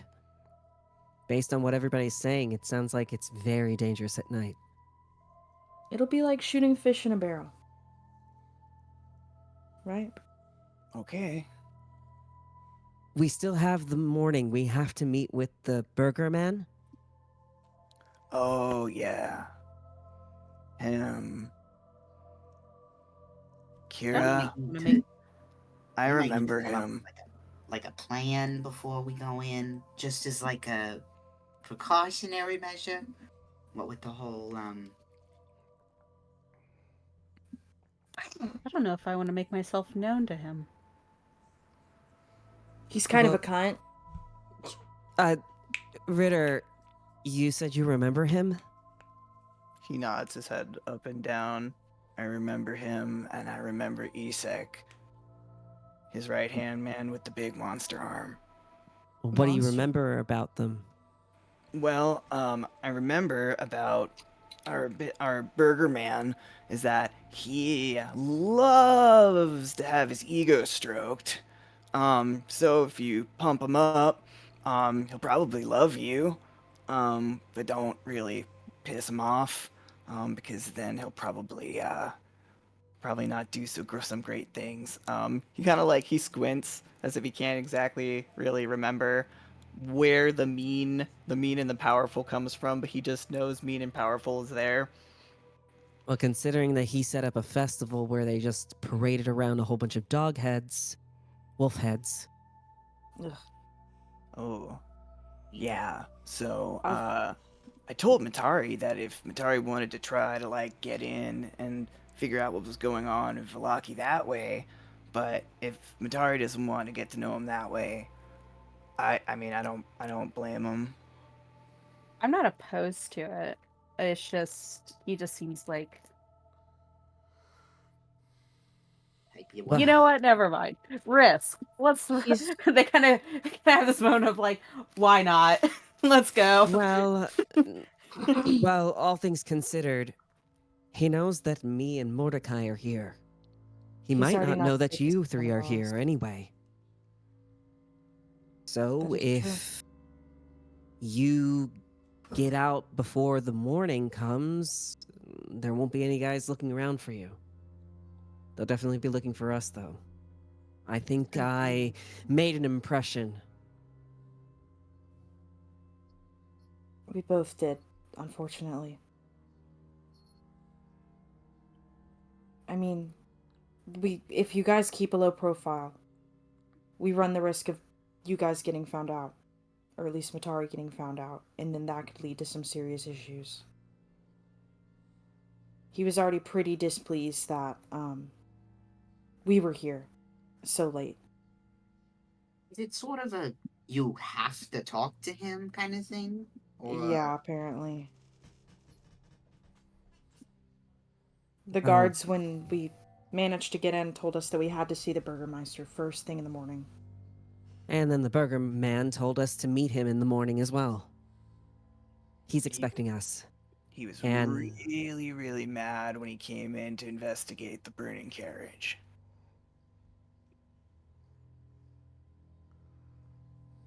It's like he... Oh, go ahead. No, go ahead. Honestly, it's probably actually for the best you don't have to interact with him. I don't think any human being has unnerved me that much before. He has this awful... It's like how actors put on a smile for the stage. He has Except a he's held weird it for face. so long that it's like his face is stretched thin from it. Ugh. Hate that. Yeah, it's unnerving. Yeah, he's definitely not what he seems. That's your There's- favorite thing to say today, huh? And you've been pretty correct. There's That's why another. it's a teaching. There's another lead I possibly can go check on. Just to see how far this web and like kind of plot out this flow chart of information. Fiona Wachter was a name Strahd gave us.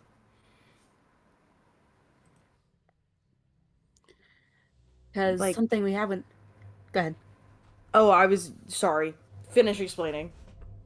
It's my feelings on it is that something we didn't mention is that Strahd expressed concern for Walaki, and I'm not sure how genuine it is. But I'm willing to play along enough to kind of see where the trail goes. So if it means seeking out this walkthrough, something I could do, or the three of us who have not been pegged or seen by the Burgermeister yet. So is this like a friend of his? A confidant is what he said.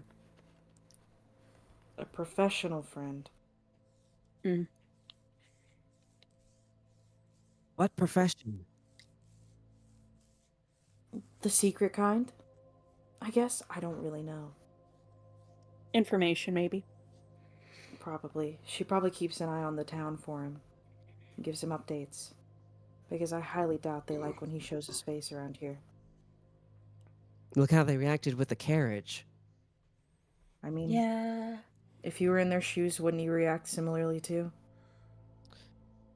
What do you mean when he shows his face? He can't come to Vallaki. You can't? That was part of the whole reason for coming here. I can't say as to how much of this is true, but the church here, the Church of St. Andral, it is consecrated in such a way that no creatures of the night can ever come here. That is one of the reasons I wanted to bring Irina. Well, his carriage came straight through. Yes, but not him. Never him. Could be a reason. Could be a reason why he's blind in the town. Oh. But is he deaf? That Not is- with the confidant. Yes, that is harder to say. We should be very careful who we speak to while we were here. In the morning, I will take Irina to the Church of St. Andrel, and we will plead for sanctuary. Do you want someone to go with you? If you wish. Ismark, I did not agree to this. I thought we were just going to stay here for a while. We were going to help before we had to move on to the next town. Irina, please. Whoa, okay, hold on. Ritter's like still on Ismark's arm. He squeezes. I thought you guys were gonna talk. We're talking right now. Yes, well, you guys didn't agree to anything. And if you guys are gonna work together, you guys should agree to something first, as opposed to you just saying we're gonna go do something. Irina might be more willing to go somewhere if there's a reason for her to want to go there, as opposed to just saying we're gonna go there. When he tries to look to Irina with a pleading look. Irina, I believe it would be best for us to go and seek out the church. That they may give us some information on how we can stay safe here. Irina, our part in this is over. This is the safest place for us. There is no better way. Ismark? When you said creature of the night, what did you mean? Strahd, his minions, those beasts, vampires, and all of their ilk. This town is consecrated against them. At least that's what Father used to believe. He's going to take a moment and think because I don't remember this. I think I remember this. I might be wrong. Isn't a reborn undead? Undead, yes.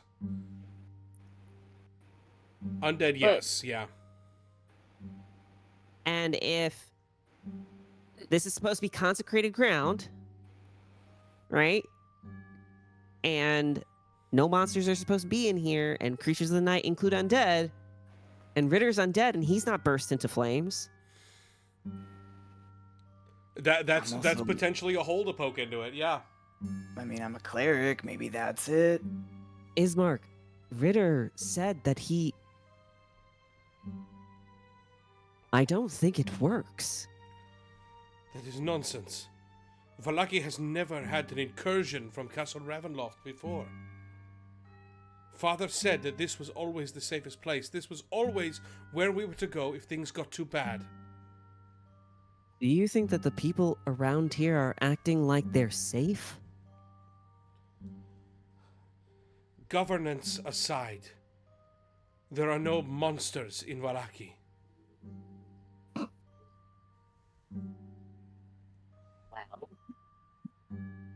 That you know of. Perhaps I'm wrong, but that is why we must go to the church and learn this for ourselves. Irina, what would you like to do?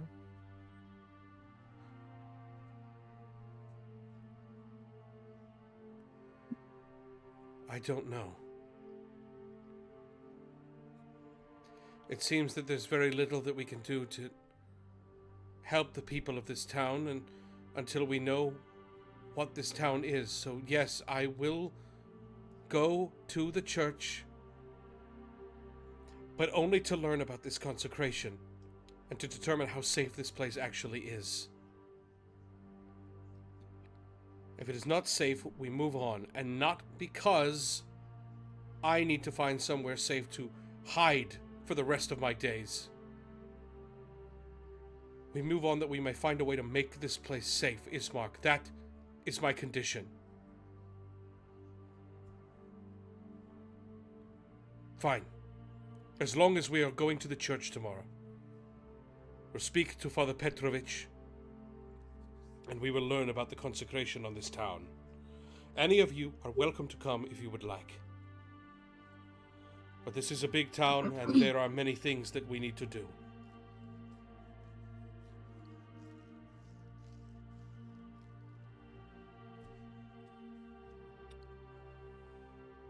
Hida's going to furrow his brow for a second before looking at the group. And he's going to clear his throat because, like, you know, this is more like, because he sees everybody here as a crew. And in his mind, a crew needs to be on the same page, at least right now. And so he's going to say,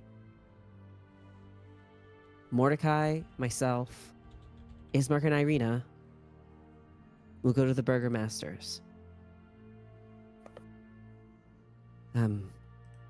Irina, Ismark, Ritter, you should go to the church to learn about how this consecration thing works.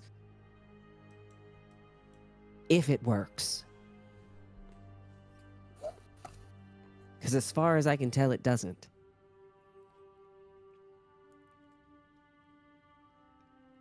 Mordecai and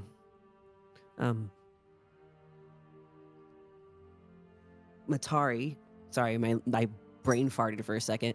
Mordecai and Matari, you go find this bard.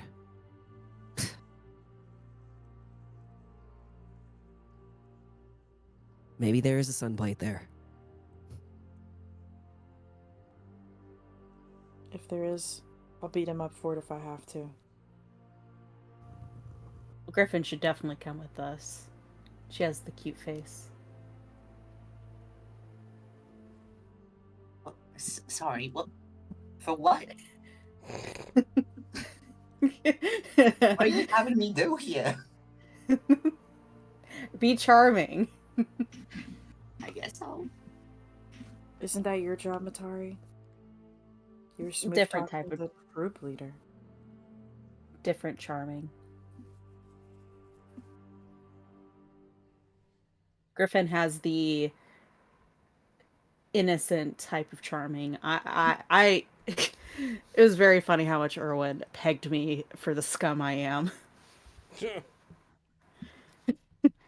least you're honest. And Try to be. I'm gonna find out what this festival's all about. Festival of the Blazing Sun. Does that sound familiar at all to me? Nope. Okay. If the wolf heads are one thing, can't imagine what the other will be. I imagine lots and lots of fires, probably. But Might be a recipe for disaster. Have we ever seen the sun here? It shines? not blazingly. I wouldn't say so. More subdued.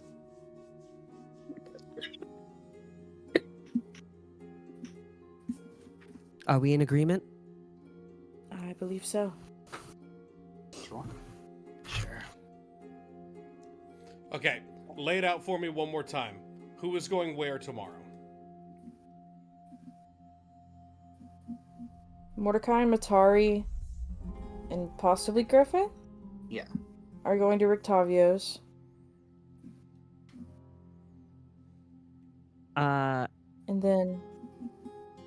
First Burgermaster meeting. Oh, yes, first. And then probably while that, Matari will go try and talk to Fiona. Yes, No, that's the one I forgot. That's the one I forgot. Miss Wachter. Sorry, that was Morgan DM knowledge. Yeah. Then after that, probably do the Rictavio, scoping out the Blazing Sun type stuff. So we're agreeing that we don't want everybody to go to the Burgomasters. Correct. Mm-hmm. Only the Some people he's already met. Yeah, because some of that secrecy is going to be helpful in the future. Okay, so that would be that would just be Hira and Mordecai who have to go to the Burgomaster with Irina and Ismark. Yeah. Because we were the ones that were spotted by the guard. Mm-hmm.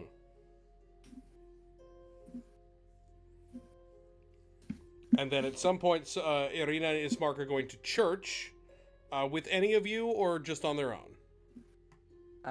Ritter is gonna go with them. Ritter will go I to the church. suggested Ritter just because Holy clerics, person. holy people know holy things. I think Griffin would also be a good option too. Yeah. Correct. Will this be happening? This will probably be happening Meanwhile- simultaneously. Yeah. Matari would be willing to go, but it's one of those things like they want to see it. Since they pissed Irina off, it's like I'm not going to force myself into her business anymore. But they are like one of the voices that like defends her, so I didn't know if she would want that presence. So anyway, just putting that out there. Mm-hmm. I think Mordecai and Matari, just from a meta standpoint, would be a very fun combo to send to Rictavio. Yeah, I agree. Recipe for disaster? I've already punched the. I already attempted to punch the guy. I can't go there. So I have to play while Mordecai and Hira are doing the with Ismark and Irina are doing the Burgomaster meeting. That leaves Griffin, Mitari, and Ritter. What do you guys want to do during that meeting?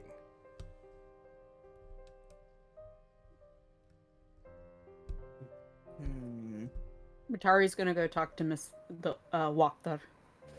Yes. Which you guys could all potentially do, because that was the lead that all three of you were given, if you would like. Mm-hmm. Yeah, that would be good for you guys to do all three together while we take care of BM Meister Burger business. What?